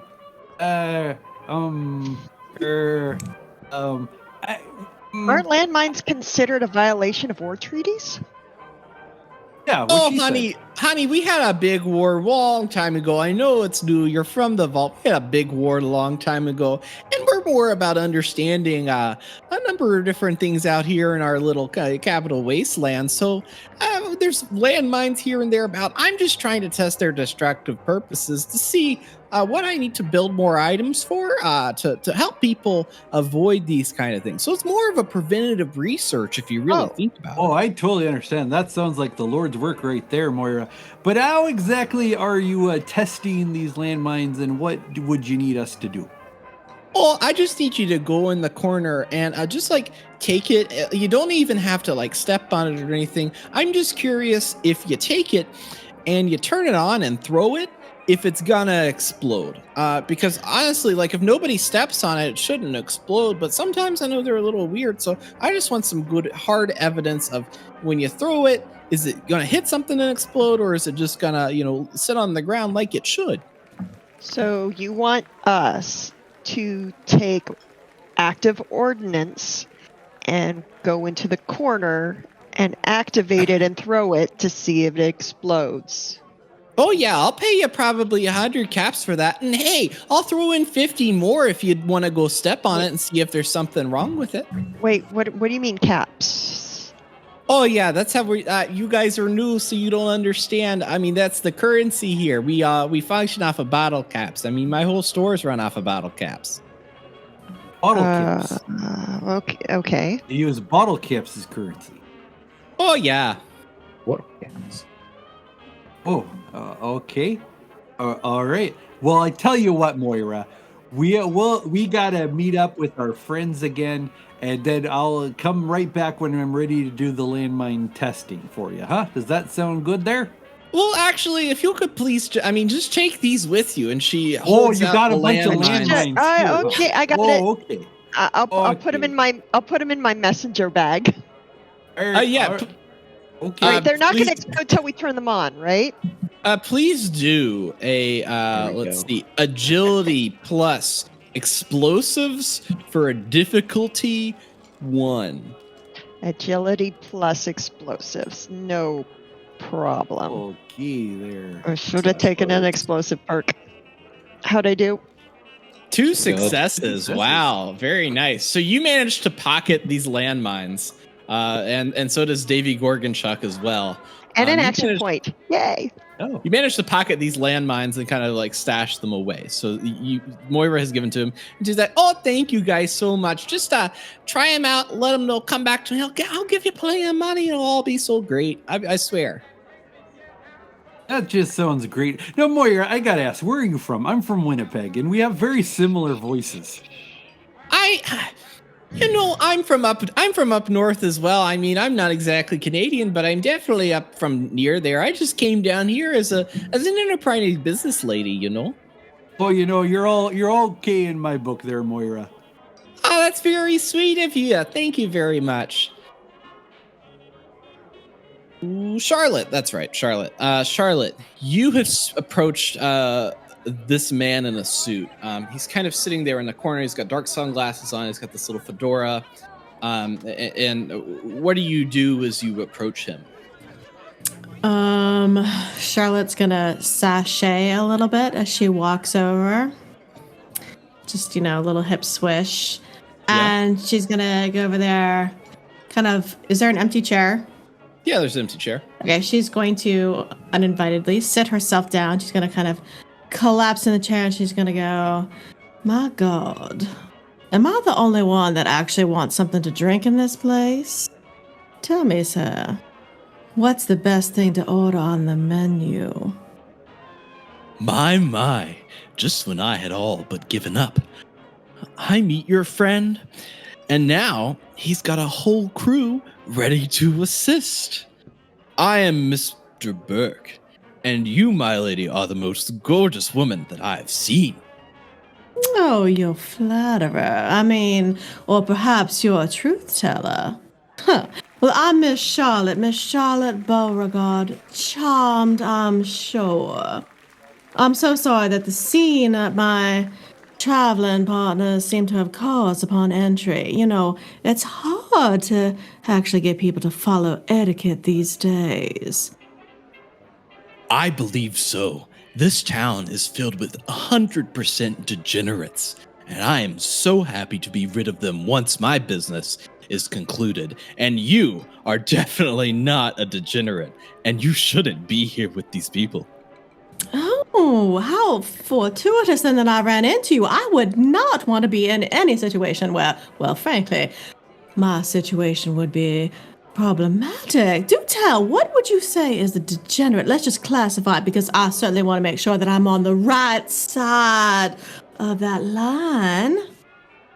Well, you've met them, the people in the bomb, yelling in town, praising some sort of atom in the sky. All of these people in their rundown clothes and there's ghouls in this town. It is an eyesore on all of the capital wasteland. It needs to be removed, frankly. I see. And you mentioned my friend, right? He just strolled right through, right? Just kind of waltzed right through. Yes, I assume that you know each other. Oh, of course. Frankly, why else would we be here wearing the same thing? Do you think we'd actually be strangers? Look at us. We're connected, as it were. Some of us are still learning how to operate as it is, but trust me. Do charisma plus speech for difficulty 2, I would say. Okay. And I think what perk did you take? Do you remember? Lady Killer. I believe that comes into play yeah. in some aspect here. I'm going to relook that perk up, and we'll get that together. She's officially my favorite now. Yeah. So, let's see. Or Black Widow. I guess technically Black Widow, since it's a female character. Yeah. It's Black Widow, yeah. Yeah. So you may re-roll 1d20 if you didn't get a result that you liked. But you don't technically have to, because you got 2 successes. 2 successes, yeah. Mr. Burke kind of looks at you and he says, "So what was your question to him?" Sorry, I got lost. She's basically fishing for. She basically is saying, "Yes, we're friends," and fishing for more information about the friend. Yes. He says he looks at Charlotte and says, "Well, I just happened to meet your friend and." We came to an arrangement where he was going to attach a detonator to the bomb in the town and meet me back at Tenpenny Tower. And I just happened to sit around and enjoyed this wonderful drink of scotch that they had at the bar, waiting on essentially overseeing to see if he can manage to do that. So I assume that he has brought some of his friends in to maybe cause a distraction while he does such a thing. I see. Well, are you sure you want to be located in such an area? My friend is extremely resourceful. He is at the top of the top. you sure you won't be located in this place if he's, well, said what he said he was going to do? I would hate for such a fine-dressed gentleman to, well, be caught on the wrong side of things. Well, nothing will happen without my presence there. So I will be meeting him, and together we'll be detonating that bomb like we agreed. And the amount of caps that you will receive for destroying this stain on the skyline of the wasteland is stupendously amazing. You're right. Has no idea what caps are. Absolutely. I mean, I'm so excited for this sense of fulfillment. I mean, you can just feel it, can't you, sir? By the way, is there a second whiskey that I might partake? I mean, after all, I would love to be able to celebrate and share the fabulous news with my compatriots who clearly we are all in this together. He takes out a flask out of his coat pocket and says, "My lady, you're not allowed to try any of the swill that they have in this establishment, and only the finest for you. And I hope," and he pours it into the glass and slides it to you, "that I will be seeing you later." She'll take it and she'll kind of swirl it a little like this. Absolutely, sir. I mean, what's anything if I'm not a lady of my word? I'm sure we'll bump into each other in one way or another. If you don't mind, though, I'm just going to swing right over by my friends there just to make sure we're all on the same page. We got to make sure everything's tip-top ship-shape, right? He looks at you and winks and raises his glass. Cheers. So she will vacate at that point with her glass of very fancy whiskey. Maybe. I have no idea what's in that glass, but she's not drinking it right now. She's carrying it with her. Very pragmatic. But she's actually going to probably, interestingly enough, gravitate towards Joey of all people. So. Well, that makes a lot of sense. Well, because what she's seeing with Moira and the other two is happening, and she's just doesn't the constant with the. Actually, she might go to the dog too at this point. So she's going to head that way with her glass. All right, so you all have joined back together, and Gob is still standing there with kind of you've recollected to the bar with Gob. You've left Moira and Burke to their I guess domains, and Gob is still standing there, like essentially like explaining to Joey like what a ghoul is, and about ghoul settlements and things that he should be aware of. Maybe skincare basics, maybe like morning routines, that kind of situation. So he's exfoliate, like, but not too much. Right. So you all have the hall is drying, oil rich. I mean, yeah. Right. Yes.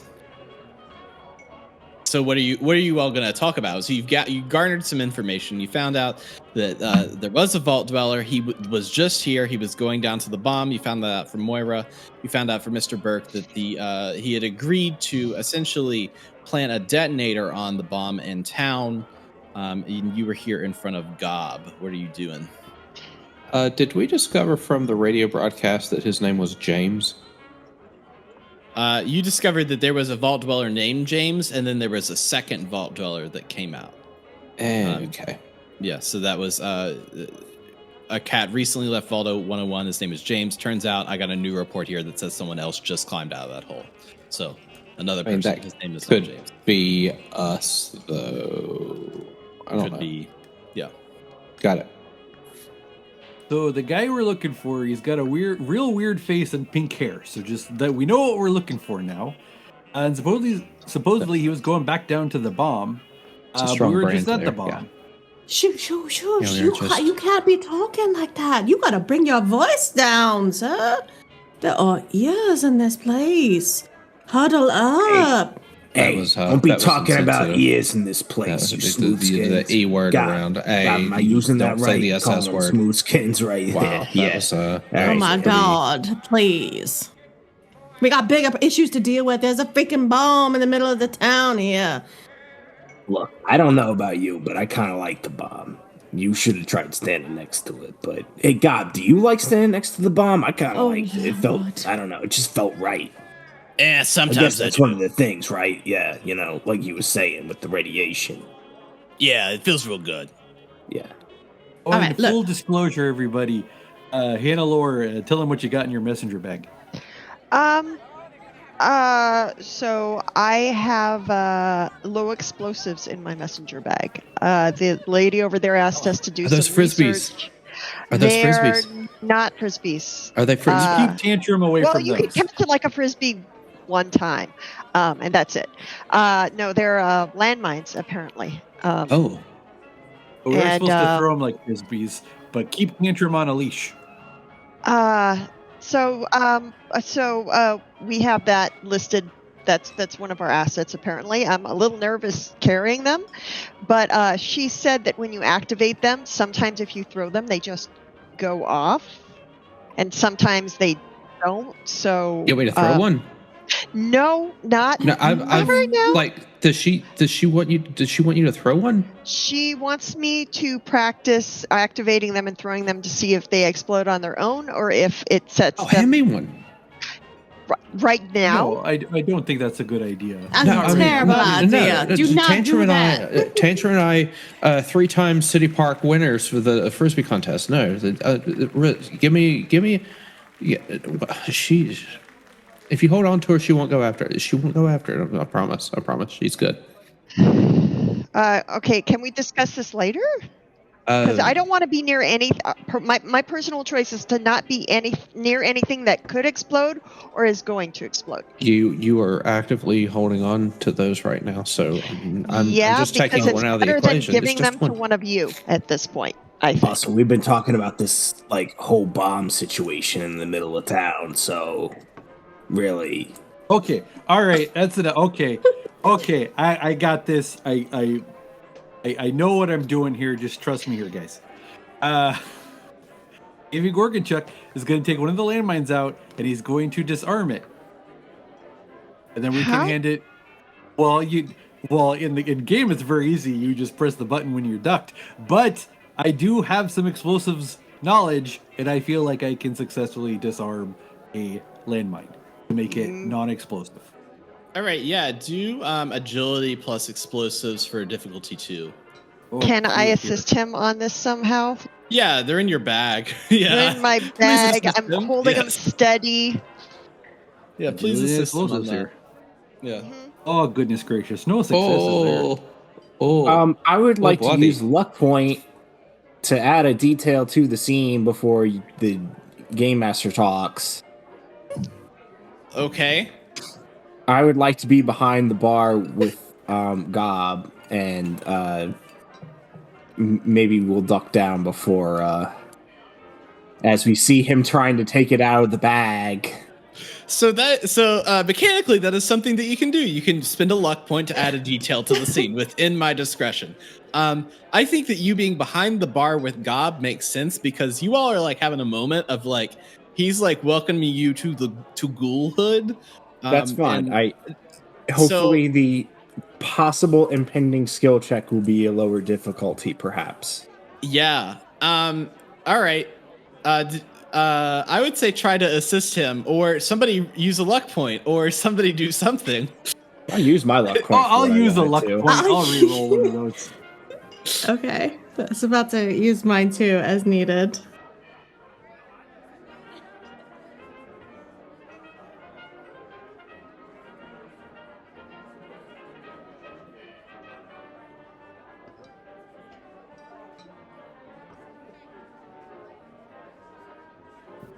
Yeah. I'm just gonna call it like it is, folks.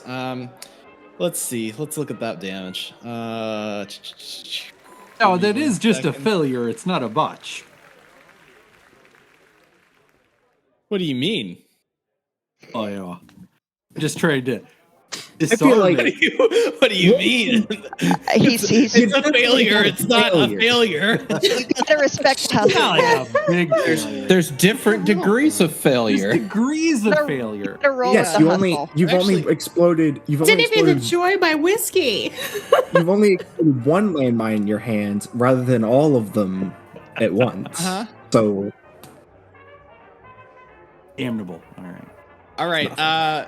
So everyone that is near, so that's everyone that is not a ghoul, takes 2 damage from that exploding landmine.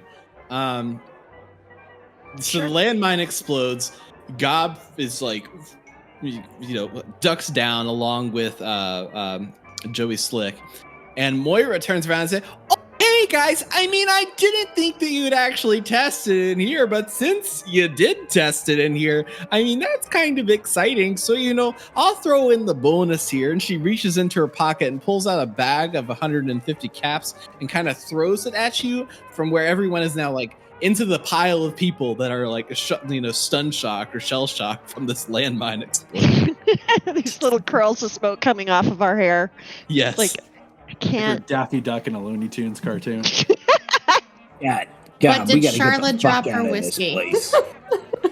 I would say no. I think that Charlotte managed that whole affair with Mr. Burke well enough that she still has her whiskey. She's a lady of class, even when there's an explosive situation in her face.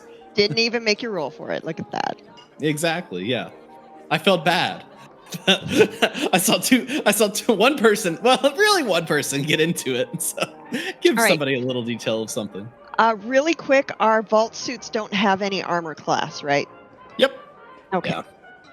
So everybody takes 2 damage except for the ghoul. The ghoul is good. All right. Very sorry. But everybody does have 2 stim packs per person. So like every character has a stim pack on their person based off of their equipment. So What is stim pack? What do they give back? stim packs will give back HP, which is what you just lost. You lost 2 Right. HP from your character. So I will now let you Is it know. 4? I think it's 4. Regular stim pack will be 4 HP is what it gives back. Okay. I did like that I rolled from Davey Gorgonchuk's character sheet for that damage roll. That's just a personal detail that makes me pretty happy. So yeah, you just caused an explosion in the bar. Gob is back there with Joey Slick, and it's like, Hey man, listen, you can't be with these people anymore. You gotta leave them. These people are absolutely crazy. I'm giving you straight up advice here. Leave them. I totally agree. I mean, when we were first coming into the vault, we had people asking the age of kids, and I don't know, there was this dog situation, and then the craziest thing is one of these guys is a communist. He's one of the Canadians, and so I totally agree. But I'm telling you, buddy, you come with me, and if you stick with me, we're going to be running this whole operation. What did you call it? Underworld? We'll be taking it over. Believe me. Back in my old life, before this thing, I was a made guy. You know what I'm talking about. We could do something if we go to that place. I'm telling you, come with me. I mean, I've got a whole setup here. I'm getting paid, but I mean, I'm not sure. What will you do for me? I mean, do you know how to? You seem like you're pretty new to this whole wasteland situation. You didn't know you're a ghoul, so I don't think you're exactly good at protection or can pay me anything. So I don't understand what you're. Listen, Gob, do you want to keep working for somebody, or do you want the people working for you? Do a charisma plus speech for difficulty 3. For difficulty 3 to see if you can convince Gob here that you're a trustworthy guy that he should go with in some aspect. Well, I don't really have any way that I can get like 3, so I am gonna have to give you another AP. How about I throw you an assist, because I kind of see what's going on, and this sounds like a marketing opportunity. So yeah, well, I mean, you'd be a self-made individual. I mean, you don't have to worry about people taking cuts of your pay or anything. You're basically, deciding upon your own pay scale or anything like that. Like, it sounds like a pretty good gig if you would just actually, do that. All right, Go ahead and roll it. I'm gonna re-roll one of them. All right. Another with a luck here. Oh, come on, man. We gotta get Gob Gob, please. Gob hates us. He kind of looks at you. Gob looks at Joyce Slick and he's like, so your friend here, he's a real weirdo. And I say that as probably a big weirdo in this town. So here's the thing. Come back to me in a few months and talk to me again once you've gotten some more of whatever it is that you need. And we can work something out. But until then, I'm getting paid and I'm not getting killed every day here, you know? Forget about it. You're hopeless. So at some point, Charlotte's going to eventually pick the debris out of her whiskey because she really does actually want to enjoy it. So she's going to just kind of pick the debris out, fix her hair, kind of make sure those victory rolls are in place, right? Uh-huh. And be like, by the by, kind of like huddle up so like she likes to do. Apparently that bomb is supposed to be detonated here shortly. Just saying. It did just blow up. You saw it. I mean, no, not that bomb. The bomb. What the big giant nuclear weapon that's parked out back? Well, see, I walked over, just brushing stuff out of her hair. So as I walked over to chit-chatted, that is a lovely gentleman, although I think he might be a touch unhinged. Anyways, I walked over, we shared some pleasantries, and then he informed me that he actually had a conversation with our vault dweller friend that we're apparently looking for, supposed to find, or I don't even know at this point. Anywho, apparently he paid, what are caps? It doesn't matter. He paid. I think they're bottled. She opens the bag of 150. They're just Nuka-Cola bottle caps. It's the dumbest thing I ever heard of. Those are heavy. Who the hell's going to carry them around in their pockets? We only got so much space in our pockets. Well, I mean, we use loonies back home, so Hannelore puts them into her rapidly heavier messenger bag. It's like I'm not too worried about it. Right. Well, apparently he paid that person before us some significant caps, right? And to set up some sort of a explosive conclusion to that bomb in the center. Apparently this town, this area is filled with degenerates. I'm sorry, Mr. I don't know your name, and I can't call you Mr. No-Nose. What is your name, sir? My name's Gob, but no, I mean... no, Not you! Stop listening on my conversation! Oh, so to you smooth skins, we all look the same. We got no nose. You just say no nose. This is the same thing that happened to Jimmy with the bum leg. Nobody started calling him Jimmy. I did not have to share this. Now pop down. I'm trying to help you out. You're in trouble. You are considered a degenerate. Well, you hear me? What I'm saying? No, not. I mean, that's accurate. Lord. Maybe I'm missing the point here. All right, so you're talking about the bomb. I get the bomb. I mean, these other people don't seem to understand the criticality of the situation. So apparently his name is Mr. Buck, and apparently he has hired the previous gentleman, I guess the guy with pink hair. I didn't get that far. I did get a good glass of whiskey. Anybody want a sip? But anyways, By the way, the name's Joey Slick. Well, it's nice a pleasure to meet you, Joey. I'm Charlotte Beauregard, charmed, I'm sure. And I'm sorry, I kept calling you Mr. No-Nose. That was very insensitive of me. I'm trying to be better. Yeah, it really fucking was, actually. I'm sorry. Please forgive me. Are you guys gonna make out now? This is very romantic. Look, all right.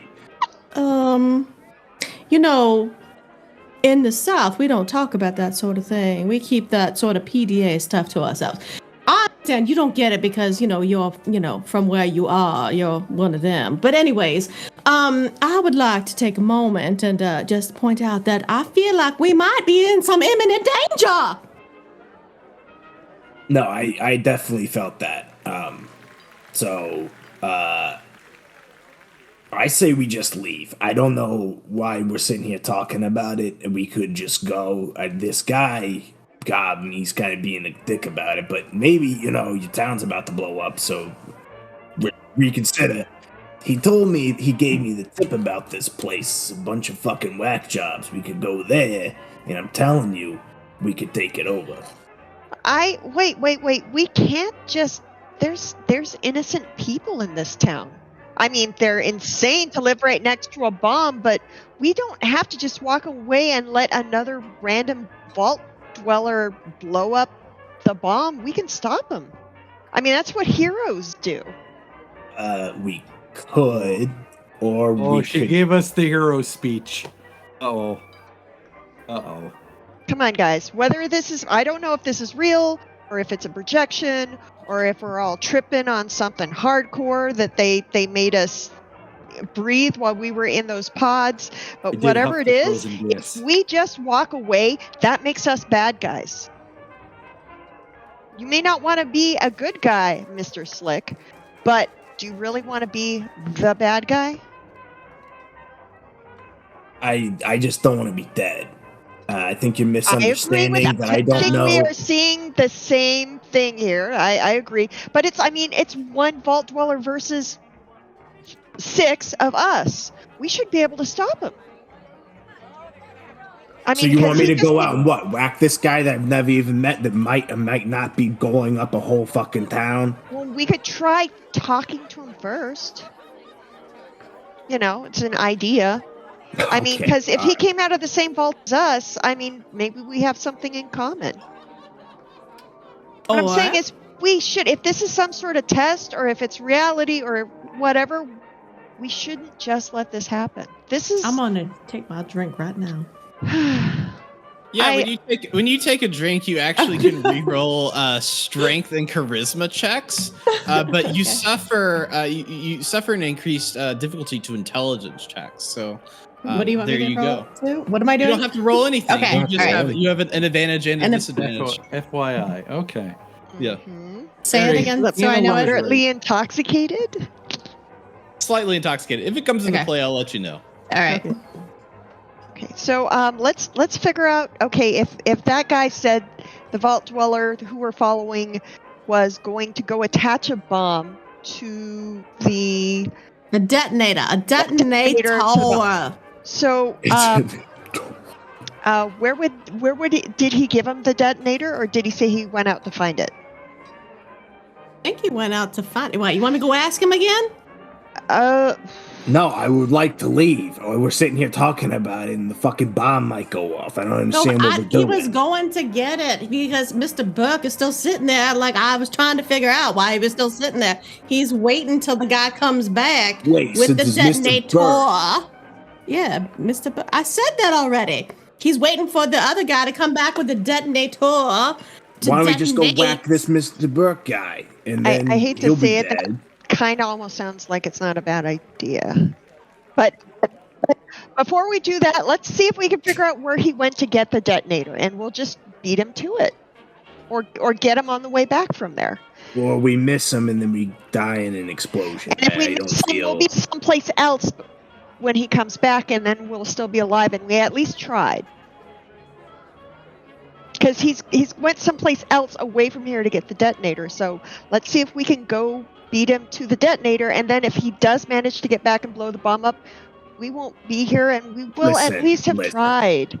I think you've read too many comic books, all right? I guarantee you I've read too many comic books. I even know about... Hold on a second. All right, hold on. Mr. Numbers Guy, all right? As you have had a billion things to talk about this entire day, and now all of a sudden you're sitting over there, you haven't said a word in about 10, 15 minutes. Mr. Numbers, crunch the numbers. What should we do? I really don't think it's safe to stay here. But if it's a simulation, though, then maybe there's no consequence in, anything. You want to whack this guy? I saw you asking a lot of questions to that Cromwell fella. You want to go for a spin? I'll show you the ropes. This is a unique opportunity. Being before? Slick? Well, yeah, of course. I mean, if when you're a made guy, you do what what made guys. Yeah. I mean, I definitely have. Yes. Yes. Okay. Ted, What were you saying about having killed someone? I didn't pass the physical when I was enlisted, so I haven't killed anyone. No. Oh, okay. Well, this group just keeps getting more and more interesting. You know, how am I the least weird person in this group? Excuse you, I feel That's like I am I very take That's offense a to even matter that. of perception, I believe. I take offense to that. Look, I might not have a nose, as you keep pointing out, but well, actually, never mind. Actually, I was gonna at some point. Can you smell stuff? Okay, never mind. Not important. All right. So, Miss Charlotte, can Yes. you find out where the detonator is that Mr. Mystery Vault Dweller went to get, and maybe we can try and get there as we know quickly where as possible. we know where it will be. Well, yeah, it'll be here along with a bomb that's going to explode. Right, but like if we can, like say prevent the marriage, like when say like, hey, if there's anyone has any objections to the marriage of this bomb and this detonator, we could say like, yeah, we object to the bomb and the detonator being married.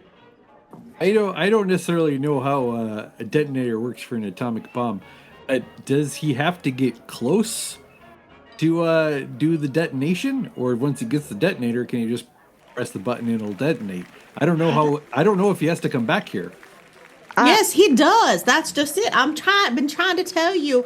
That's the whole reason Mr. Burke's sitting over at that table. I'm trying not to raise my voice.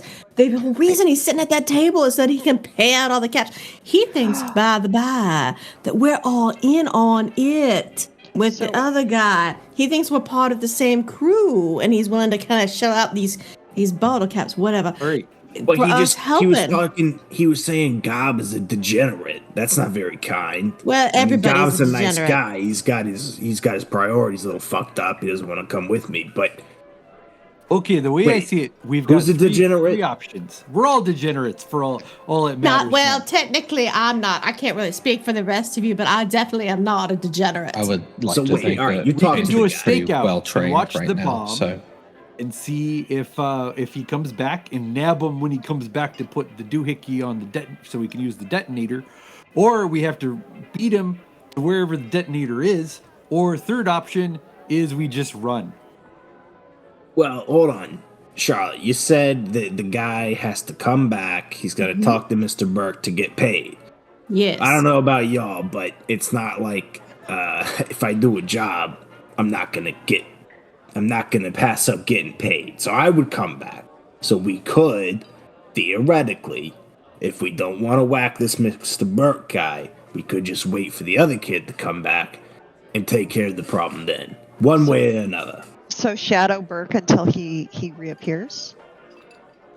Have a few drinks at the bar. Just kind of see how things are going. Gob, is that alright? Can we have a few drinks? You do have the kips to pay for it. Yeah, it looks like you got a fresh load of caps there. I don't think Moriarty's getting back till later, so go ahead. Cool. How does everybody feel about that? We just have a few drinks. I'm not old enough to drink. That's all right. I'll drink for you. Oh, sounds I good. second that. I'll have a Shirley. I'll have whatever is the equivalent of a Shirley Temple. Mr. Gobser, do you have a bowl? I got some bottles. I don't know if I got any bowls. You have like a. We put some piss bowls up in the rooms when people stay there. You want one of those? We've been training against that. Actually, just an empty bowl would be. I mean, it's better than on the floor. It's for his dog. Never mind. I mean, here I'll go grab you one of the piss bowls. And then he walks back in the room. If it could just not have the smell of urine in it, because I really don't want to reinforce that habit. He hands you a bowl that smells like urine.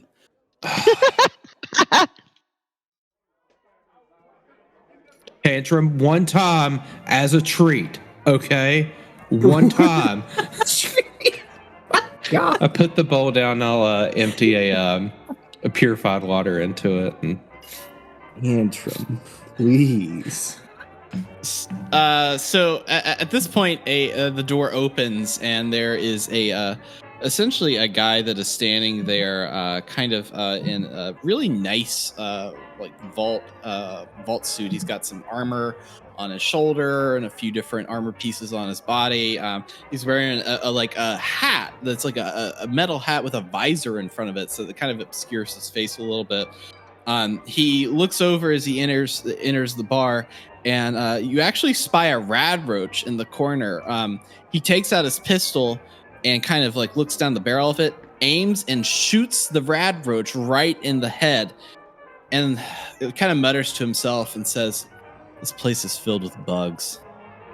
And he goes up and starts walking towards Mr. Burke. Charlotte swoons for a moment.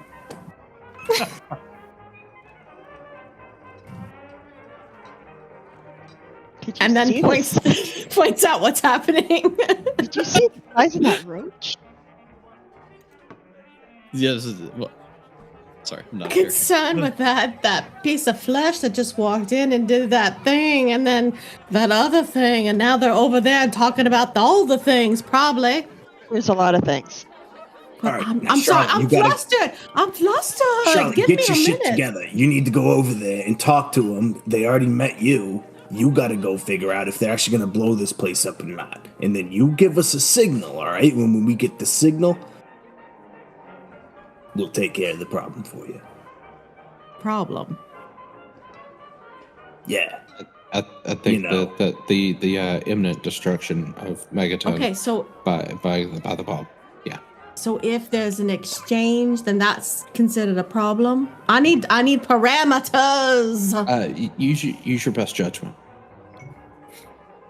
Right. Can I have another sip of a drink? I think I might need one. Never mind. I got it. So she'll walk over. Actually, before she walks over, can she pet? She's going to try to pet the dog. Is that okay? Oh yeah, it'll happen. Yep. Okay. Pet the dog. She would pet the dog. She's feeling a little Final last actions. The dog will be like drinking from the bowl. Somehow, like not a splash or anything is like going out of the bowl, super clean. And almost instinctually, when Tantrum senses that a hand is coming down to pet her, she stops drinking, head up, tongue in, best presentation, ready for the pet. The bestest girl. She'll play with her ears for a second. All right. Here we go. So Charlotte will go over to them. She'll sashay and saunter her way over once more. And lead with well, Mr. Buck, is this who you were speaking about? About the time that you say that to Mr. Burke, the door of the bar slams open, and the man in the duster and cowboy hat enters the bar. He turns and looks at Mr. Burke and pulls out his 10mm pistol and shoots Mr. Burke in the head. Brains splatter everywhere. There is blood all over everyone. The vault dweller or person that is standing, trying to talk to Mr. Burke, turns around and shoots the man in the duster in the head as brains splatter across the rest. Well, that escalated quickly. And then the vault dweller then begins searching the corpse of Mr. Burke. Gonna pick that stuff right on out of my hair. Oh boy. Gob, is this a normal Tuesday around here? I know this is a pretty messed up situation. Okay, I didn't know. Like, there's a lot of people here, and they don't seem to be too perturbed about, like, the landmine and 3 gunshots, and people just still drinking. Moira's a different kind, I think. She's just a different kind. So the landmine didn't count, but the 3 gunshots though, those were unusual. Yeah, that's pretty unusual. Landmine's far from unusual. All right, got it. Should we get this kid out of here? I mean, I don't really know what to make out of this situation. Considering the bomb, it looks like everybody involved might kind of be dead, except for this kid. I will approach this vault dweller. Okay. All right. Davy wants to take Hannahlore's messenger bag and sneak out of the saloon. Okay. Hello. Does hello, Hannelore sir? let that happen? She's not going to let him take her bag, but at the moment she's actually looking at are there dark corners inside this bar? Like there is a measure of darkness in some areas of this bar, or is it Yeah, fairly well lit? there's dark corners. This isn't the most powered up establishment this side of the Mississippi, so yeah, there's some Okay. dark corners. So while I'm contemplating whether there's some place I can sort of hide, I feel a tug at my messenger bag, and I'm going to look over and go, what are you doing? Trust me, I've got a plan. Oh. And you need the other frag mine to do it. In the kips. What are you looking for? I'm trying to figure out if he's I know that he's not the most honest guy. Because he lied and utilized me as an accomplice to that, right, to somebody's face very effectively. I want to look at him and see if what he's telling me right now, if he's if he's being honest with me, or if he's just going to take the explosives, the caps, and just disappear. So he will tell you his plan, but first I need to know what Ted Sullivan says to the Vault Dweller. Hi, Theodore Sullivan with Edwin Kelly and Birch and Marketing Solutions. Pleasure to meet you. Say you seem to be a bit of a go-getter, and I was just curious. It seems like we have a similar association here. The Garvenal. Like, what is? Are you familiar with a term modus operandi? I'm just curious what your modus operandi is. And there's a little bit of a inside baseball, terminology here. So I'll just cut to the chase. What are you doing? I have to go. No. Wait, don't close that dialogue box yet. No, come back here. No, listen. Why do you need to get? Can I come with? Can we come with you? Or are we going to the same place? Are we going to the blue jumpsuit place? I have to go. Where are you? Hey, no, wait, come back here. What Charlotte is that? Interject, since she's standing right there. Yeah. Like what are you just Excuse me, like looting bodies and stuff. Seems very inappropriate. I'm very interested to learn more about what you're trying to do here. Please just take a moment and let's have a chat here. He says, I have to go, and then immediately pulls out his 10 millimeter pistol and shoots at, let's see, who is that? That would be Ted. And he gets 0 successes, so the shot just kind of like bounces off of the walls and misses Ted. Wow. Yeah. 4 successes. Yeah, that's a good roll. That is a crazy hot. old roll. All right. And now you will begin your initiative order for combat. And the initiative order of how it goes is Hannelore. You are first, followed by Ted Sullivan, followed by Charlotte, followed by Joey, followed by Davey Gorgonchuk. Last in the initiative order will be the Lone Wanderer himself. So let's begin with Hannelore. You are now in combat. There is no way out of the combat unless you could pass a difficulty 5.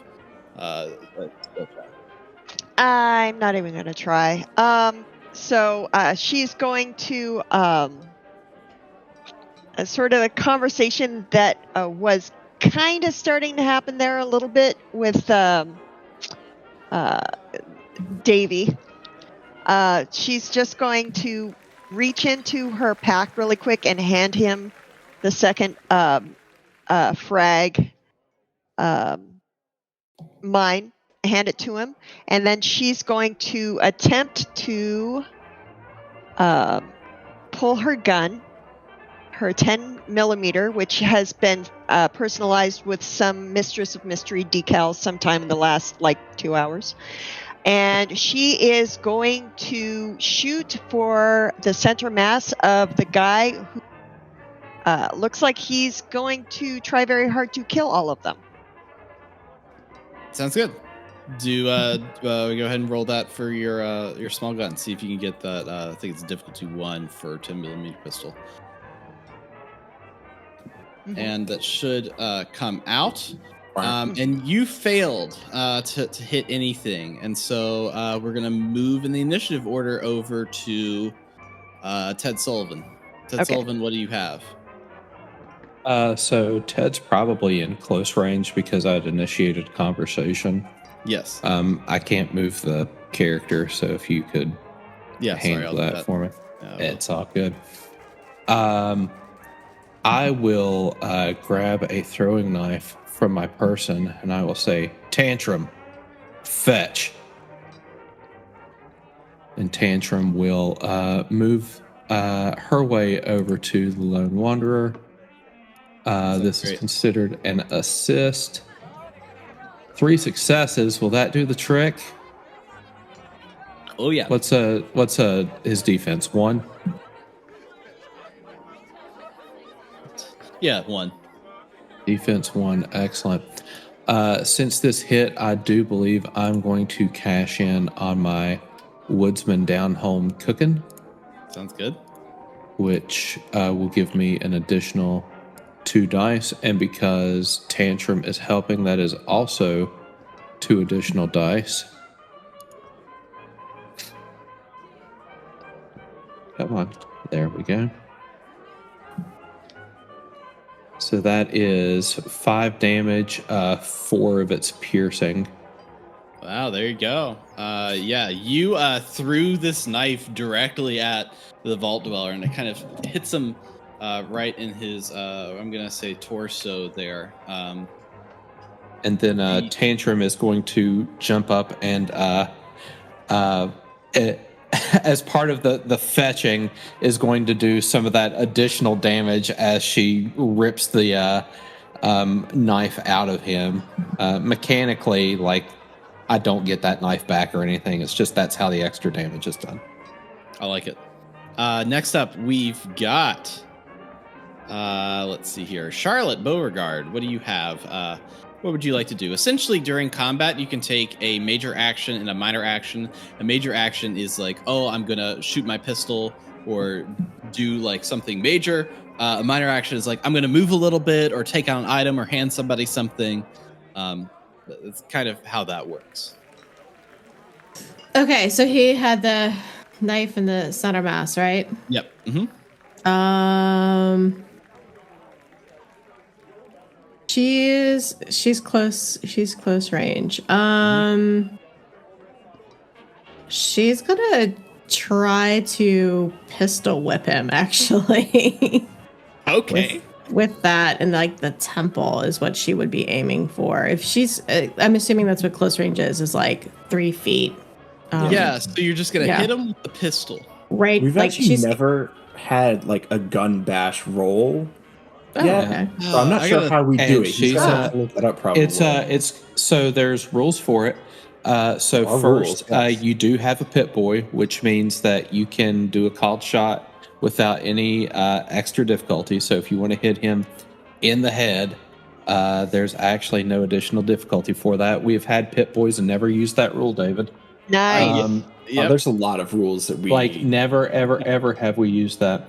Now, gun bash is going to be it's VAT system built in. Yeah, nice. Pretty much. She's really trying to hit him in the temples, where her right. So I added gun bash to the bottom of your character sheet as an attack. It was already in there, so you can attack him with the gun bash. You can roll that attack if you want to. That's success. So yeah, that's a success. You managed to hit. So what you're gonna do is I'm gonna come down here and roll your damage for you on your character sheet. But she also has a Black Widow, so she would do an additional combat die worth of damage. Yeah, let's roll that too for your Black Widow. Come on. Doesn't matter. You already got the stun. It's broken. Right. Yeah, it's a good thing the GM doesn't have any AP to fuel this character. So now do It'll I keep them subtract? I subtract one of my last AP, right?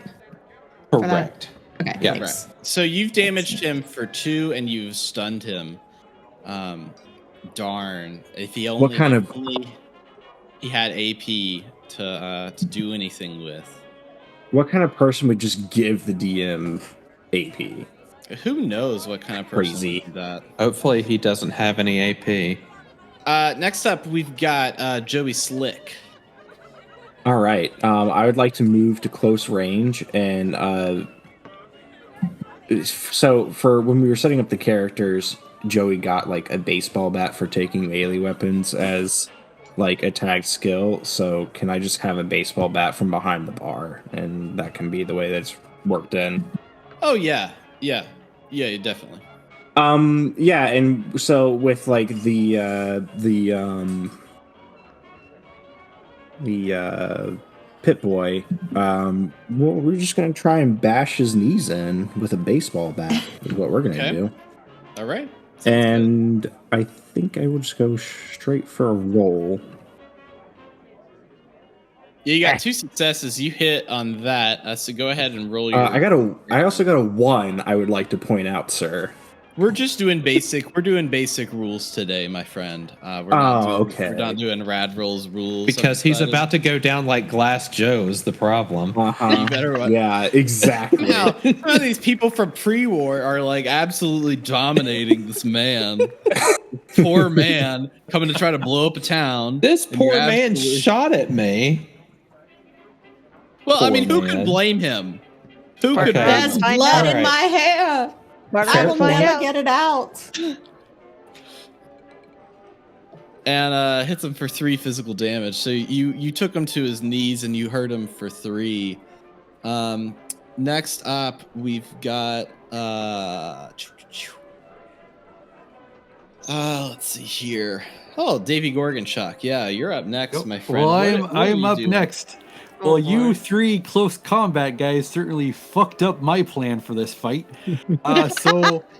Gosh, not much for me to do here. He's down on his knees, huh? Don't let us ruin your plans. Please, by all means. Do what Whoa. Gorgonchuk would do. All right, considering that this would happen so fast, Hannelore did just shove that last landmine into my hands. Yes, she did. Davey Gorgonchuk's going to call on his proud Canadian heritage in the sport of curling, and he's going to slide that landmine straight at this dastardly vault dweller. Please do. Oh my God. So you're sliding the landmine. So that would be I would say agility plus explosives. And your medium range, so do it at difficulty 2. If you can do it at difficulty 2, I'll allow it. All right, let's see here. I'm gonna spend my. I'm gonna spend a luck point. Luck, man. Do it. I got the luck points. Okay. Do it.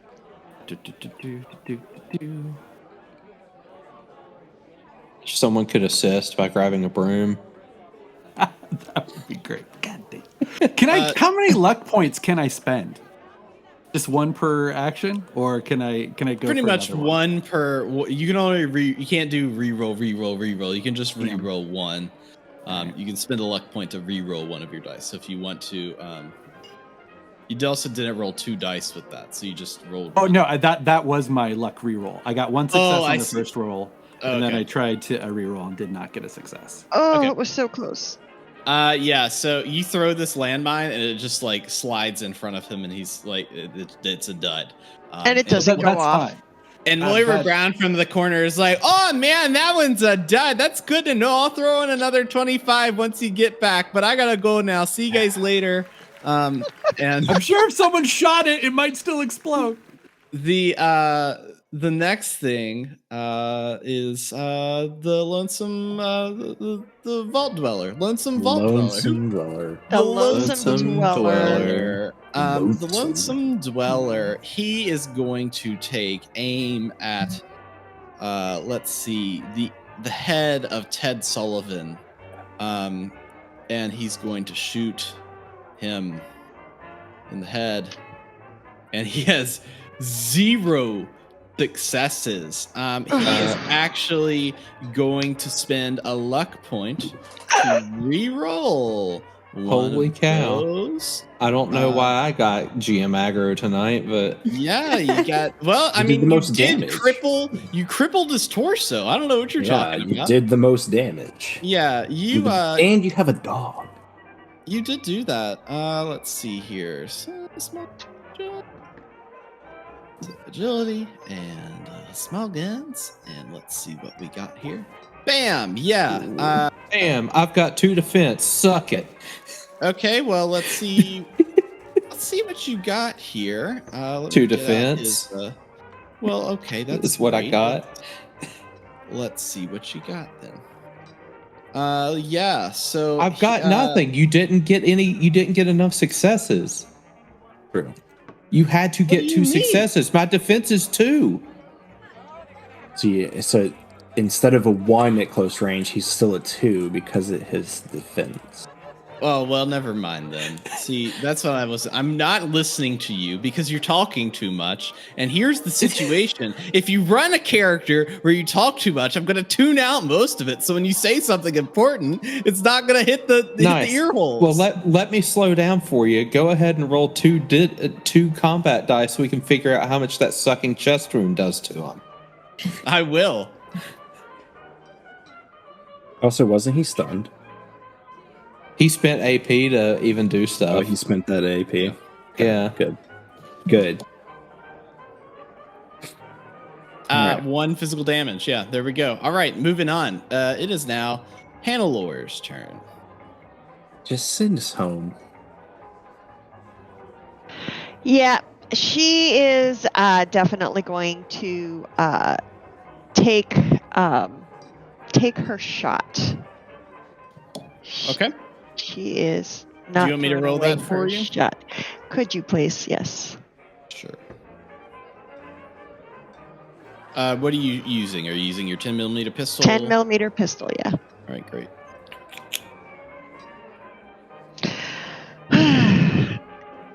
Zero successes. Yeah. Sorry about that. I've practiced with it before, but I've never actually shot somebody. I mean, what do you want from me? Can I use a movement to try and get into some of the shadows nearby? Sure, you can use a minor action to do that. Yeah. That's You what can I'm use going shadows. to attempt to do. I am going to try and stealth into the shadows Sure. Ted Sullivan. in my bright blue suit. We are going to continue to play fetch. I am going to spend an action point to get an additional d20, and then Popper gives me a d20. Oh Not my cracked. god. Not I'm gonna spend a luck point because you knew that was gonna happen.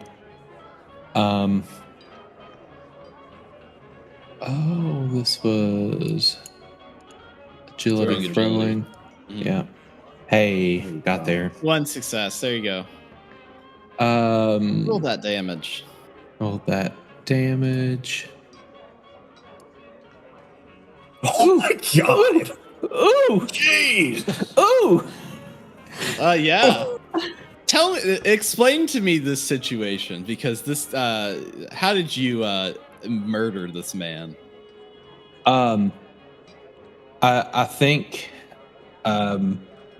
Well, some of this is in part because of Tantrum, but I think the knife has to go pretty close to the throat, maybe just shy of windpipe, jugular area, and Tantrum just trying to dig it out and finally just inadvertently nearly decapitates this poor guy trying to get the knife. And Tantrum's so proud, and she's covered, with blood, and there's just psst, psst, psst, going on, and depending on what mod they have installed, it might what you say, that you only meant whatever. I don't know what mods Holy they've got mother installed of right God, now. I'm glad they let that dog into the vault. Holy shit. The goodest girl ever. The tail wagging. She's very happy. Well, Ted, I'd say congratulations on your first kill, but I think we got to give that one to Tantrum. Oh, I think she was former military. They didn't give me much details. It's possible it might not be her first. Okay. Noted. So at this point, you hear a sound come from all of your pit boys of a drum roll, kind of like it's hitting a snare. And it lights up and speaks. Prepare for the future! Congratulations, Vault Dwellers! You've completed your readiness assessment. Thanks for taking part in this simulation exercise. Unfortunately, returning to your pre-war lives is technologically impossible, but here's some great news. You're now free to do as you please in the world. Congratulations! Well, fuck. I'm sorry. Could somebody decipher that? What the hell does that mean? It means we're This is screwed. real. This It is means the I'm not world. going to have a nose for the rest of my life. Thanks, America. I think. I love it. It looks good on you though, man. Like slick, it does. You You're mean it working looks good off of me? Yeah, that's what I meant. Yeah. Okay, Thank need you. that second drink now, and I would like it in a tall glass, maybe like 3 shots deep at this point. Yeah. I might have to Make it join you in 10. that. I don't think there's a drinking minimum age anymore.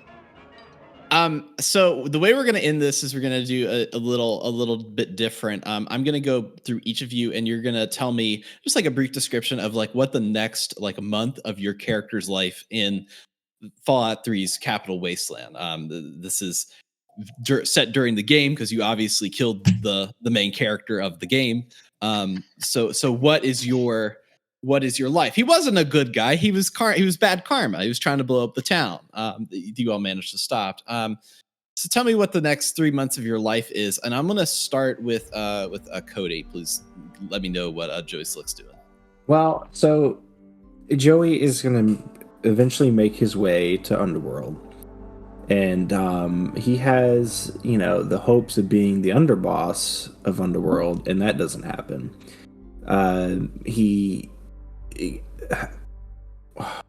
It's Mr. Crowley, right? From the under, I have no. I'm pretty sure it's Crowley who has like Sharon or whatever. Anyways, he ends up working for him and gets sent on a very important task yet again to God knows where. And Joey has continued his life of thinking he's the guy. He's definitely not the guy, but trying to convince everybody that he is indeed important. So he's just hanging out in Underworld doing random bullshit for very bad dude Mr. Crowley. I like it. Let's do May Hannelore. What's she up to? She sort of goes on a little bit of a personal vision quest to figure out how she's going to deal with so much weird, bad karma and gray area in this new. But she eventually ends up joining up with Riley's Rangers and doing her very best mercenary job to try and not be a bad guy, to try and be her version of a superhero. I like it. What about Davy Gorgonchuk? I think David Gorgonchuk hates Americans and hates America and is going to start his way north to go back home. That might take him. I would like to see him go northeast a little bit just by the way trade routes go. He spends a little bit of time in Boston doing odd jobs. Maybe even before leaving, he helps Moira finish the Wastelander's Guide. He goes to Boston for a bit, then heads kind of like northwest, maybe even stops in Chicago for a little while, but eventually he's going to make his way up to the Great White North in his hometown of Winnipeg. Charlotte Beauregard. What do you got? So Charlotte in the time would probably very quickly adapt to trying to become another socialite in this time frame, but it would all be a ruse for the concept of being essentially a petticoat spy, where her whole premise would be, okay, well, I see what I can do with the skills that I had in the past. Might as well put them to, petticoat espionage in this time frame, and she would absolutely essentially be an information broker for as in the future. That would be where she would go. I like it. Ted Sullivan and Tantrum. Oh, poor Ted Sullivan is not very popular, but he tries to do the one thing that he feels like he knows best, and that's marketing. And radio seems to be king in the capital wasteland. And he tracks down Three Dog, who really has little patience for what he has in mind, like free radio. He doesn't really want to advertise anything. Decides that perhaps maybe the Brotherhood of Steel might be a better place to sort of, work with them. That doesn't work out, and he is last seen trying to figure out where he can get in touch with the Enclave. Thank you for listening to the special session of Rad Rolls. We all love the Fallout series and had a blast running this game. Goodbye for now, and be sure to come back for more fun with the Rad Rolls crew.